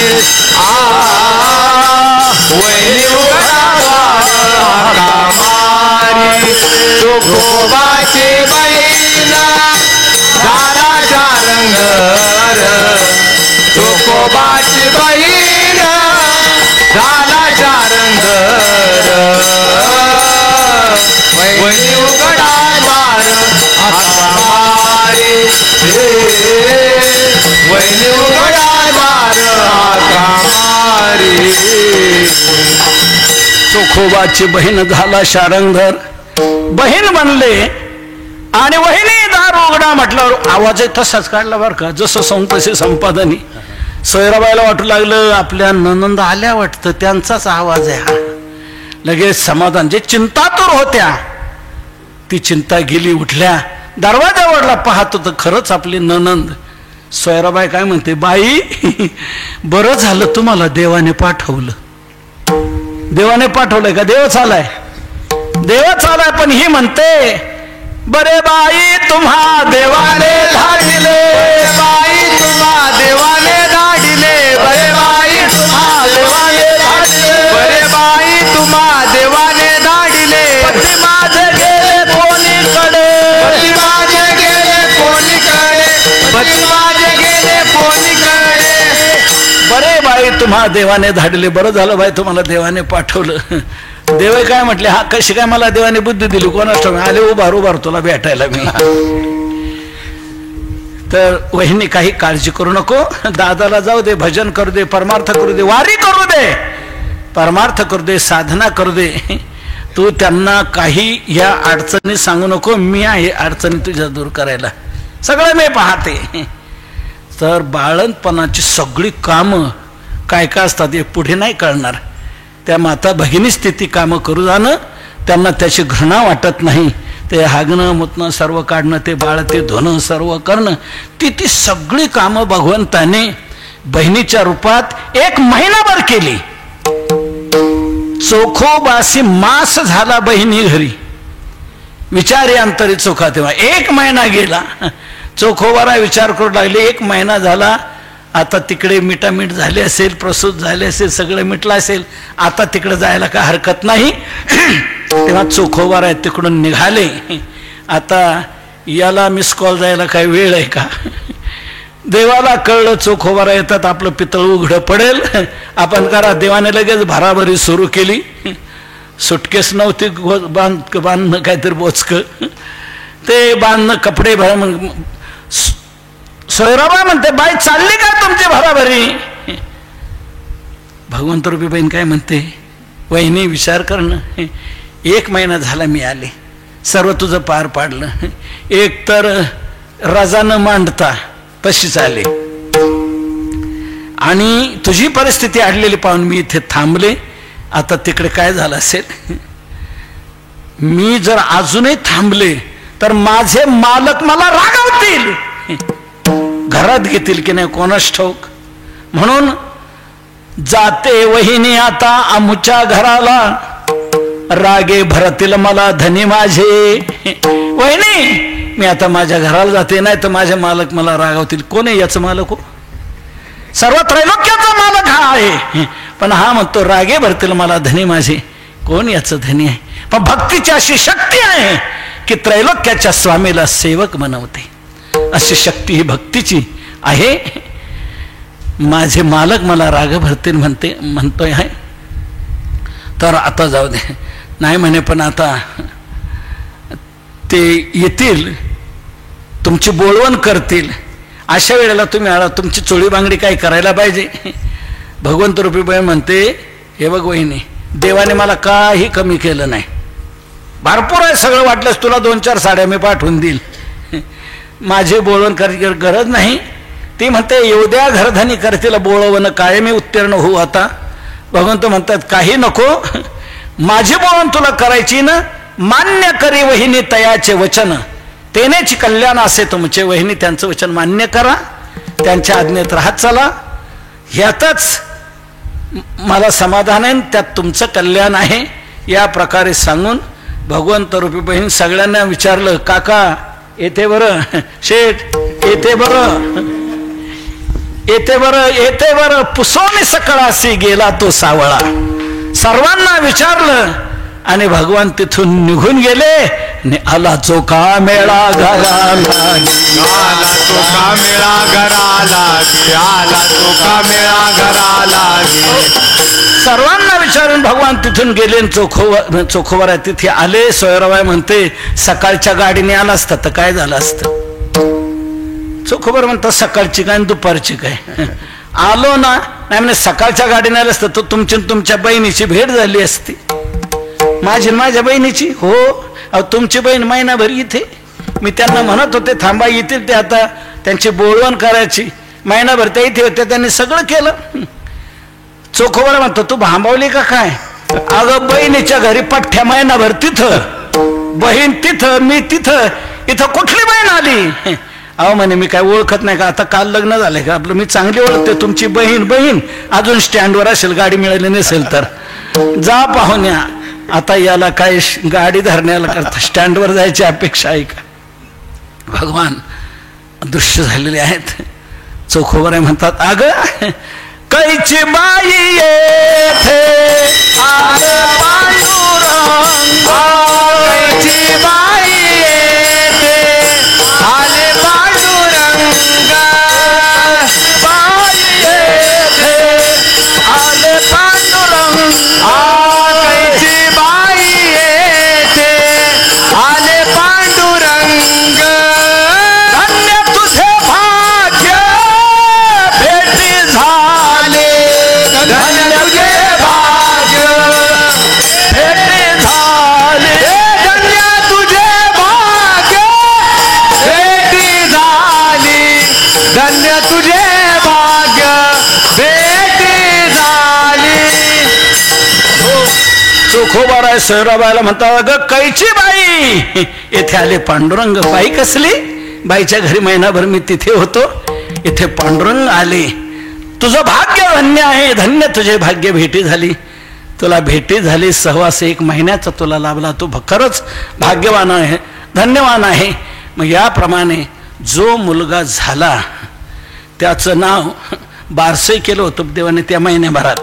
ते बारसं केलं, कर्ममेळा असं त्याचं नाव ठेवलं. देवाने हे सर्व केलेलं आहे.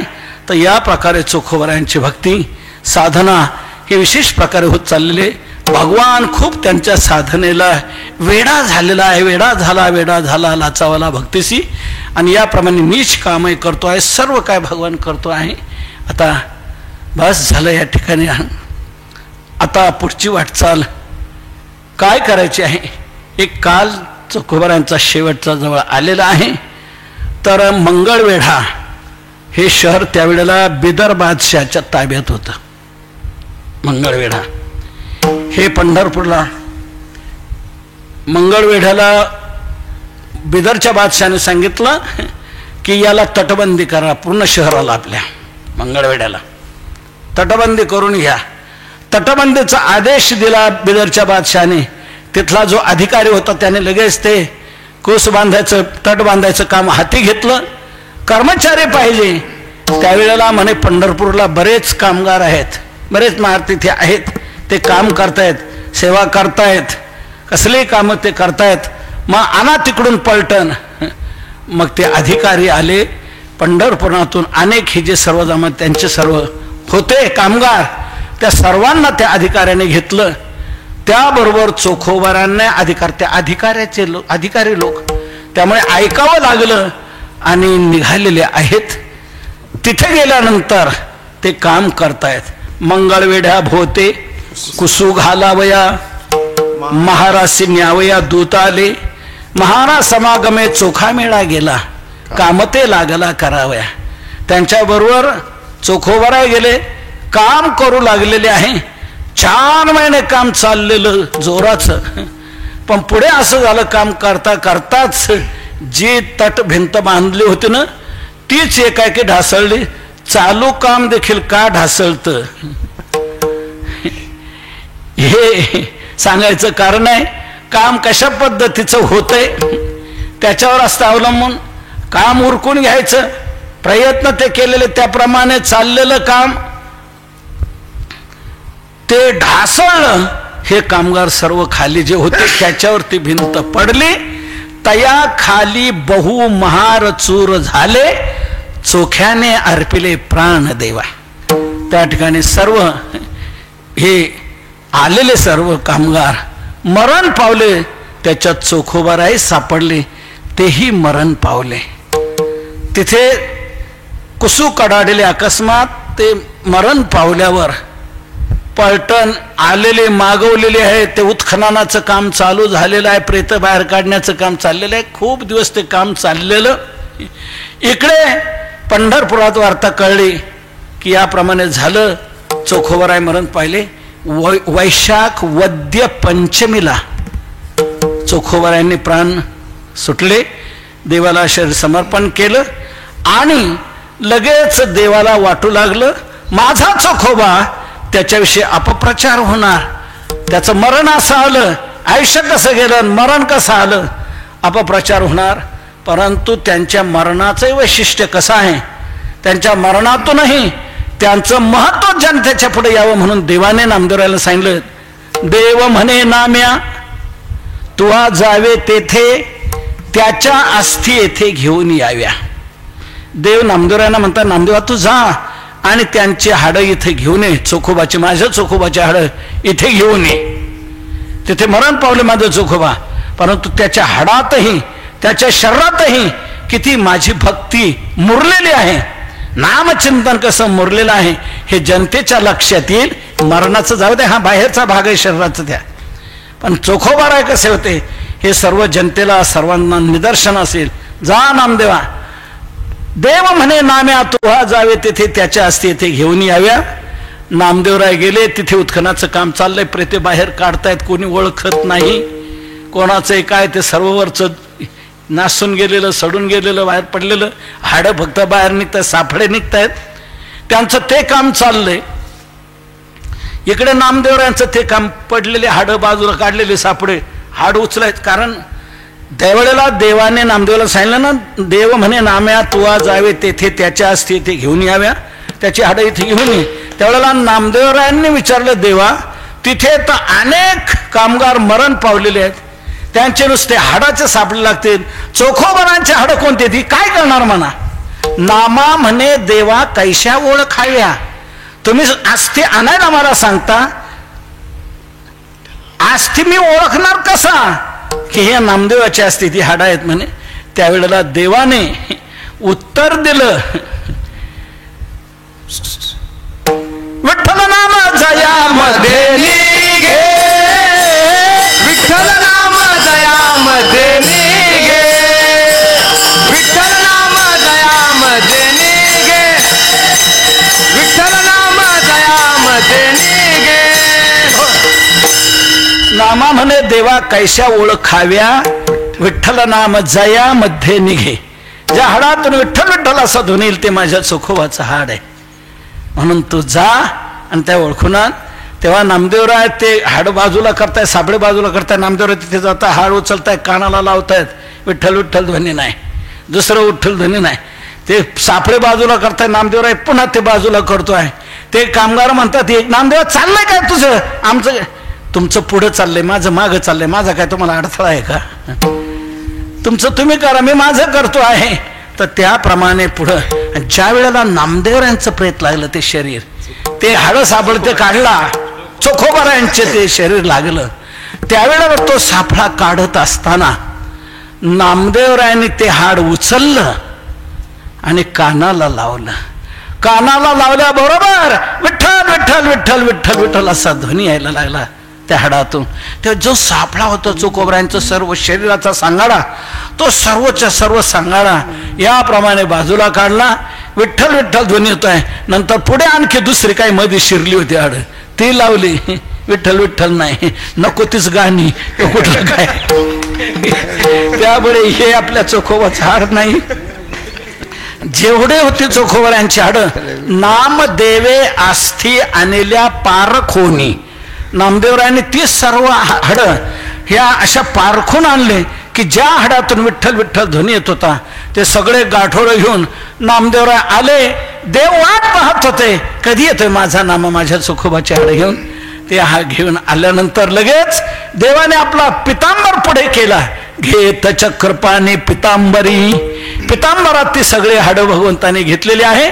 ज्या वेळेला देवाच्या हातात ती हाडं आली त्यावेळेला इतका मोठा गजर झाला की आकाशात तो आवाज दुमदुमत होता. देवाचे अंचळी उठिला गजर, देवाचे अंचळी उठिला गजर, विठ्ठल नामावर गर्जत असे, विठ्ठल नामावर गर्जत असे, विठ्ठल नामावर गर्जत असे. देवाचे अंचळी उठिला गजर, विठ्ठल नामे अंबर गर्जत असे. देवाच्या त्या अंचळामध्ये असा गजर जोराने आला. विठ्ठल विठ्ठल इतका आवाज जोरात होत होता, खूप मोठा जोरात. सर्व पंढरपूर, सर्व फडकरी, सगळे दिंडीवाले, सर्व भक्त, हबप मंडळी, सगळे लोक आलेले आहेत. हा कुठला आवाज, कुठला आवाज, कुठली दिंडी, कुठलं बन काय. तर ही चोखोबाऱ्यांची हाडं आणलेली, माझ्या चोखोबाच्या हाडातून हा ध्वनी येतो आहे. मरण पावल्यानंतर ती हाडं विठ्ठल विठ्ठल म्हणतायत, जिवंतपणे आपलं तोंड विठ्ठल विठ्ठल म्हणत नाही. काय आपली परिस्थिती आहे. ज्यांच्याकडून घडत असेल त्यांना दंडवत प्रणाम की सातत्याने नामचिंतन ज्यांचं चालू आहे, देवाची भक्ती घडते आहे. तर खूप विशेष वाटलेलं काय चोखोबाऱ्यांचे मेल्यानंतरही या हाडातून विठ्ठल विठ्ठल नामचिंतन ऐकू येत आहे.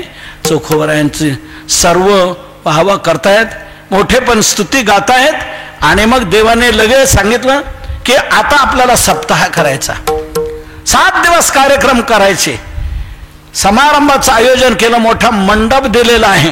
जिथे चोखोबाऱ्या भजनाला बसत असत महाद्वाराच्या पुढं, ते आता जो ओटा आहे तिथे तो चोखोबाऱ्या बसत असत, बाहेरून येऊन नामचिंतन करत असत. तिथेच मोठा मंडप दिलेला आहे बाहेर. कार्यक्रम तिथे सुरू झालेले आहेत, पंक्ती सुरू झालेल्या आहेत, भजन सुरू झालेले आहेत, सर्व होत आहे. आणि मग वैशाख वद्य त्रयोदशीच्या दिवशी तिथे जिथे बसत होते तिथेच समाधी द्यायची चोखोबाऱ्यांची, म्हणून तिथे खड्डा केलेला आहे. त्या सर्व अस्थी ज्या आणल्या होत्या त्या तिथे पुरलेल्या आहेत. आणि वर देवाने आपल्या हाताने तो दगड ठेवलेला आहे. जी आता चोखोबाऱ्यांची समाधी आपण नामदेव पायरीच्या पुढे पाहतो बाजूला, तो जो दगड आहे तो चोखोबाऱ्यांचं समाधी स्थान. तो दगड देवाने आपल्या हाताने ठेवलेला आहे. तिथे या पहिलं दर्शन चोखोबाचं करा, मग माझ्या मंदिरामध्ये शिरा. तर या प्रकारे देवाने तो सर्व विधी संपन्न करून वैशाख वद्य त्रयोदशीला हा सर्व सोहळा संपन्न केला. असं चोखोबाऱ्यांचं अलौकिक भक्तीचं स्वरूप होतं. असे भक्त त्यांचा दाखला तुकोबाराय देतात की त्या चोखोबाऱ्यांची कशी भाव भक्ती देवाने पाहिली. त्यांचा जातीचा खाली आहे असेही, खालच्या जातीचे असं नाही पाहिलं. देव जात पाहत नाही, देव भक्ती पाहतो. चोखोबाऱ्यांची भक्ती पाहिली आणि किती देवाने चोखोबाऱ्यांचा सोहळा हा केलेला आहे. तर या प्रकारे आपणही आपल्या जीवनात भक्ती करावी की भगवान निश्चित आपल्याला तसा प्रतिसाद दिल्याशिवाय राहणार नाही. ती भक्ती देवाला आवडेल अशी भक्ती आपल्याकडून घडो, हीच प्रार्थना माऊली चरणी करूया, तुकोबारांच्या चरणी करूया. ज्ञानेश्वर जय ज्ञानेश्वर माऊली, ज्ञानराज माऊली तुकाराम. ज्ञानेश्वर जय ज्ञानेश्वर माऊली, ज्ञानराज माऊली तुकाराम.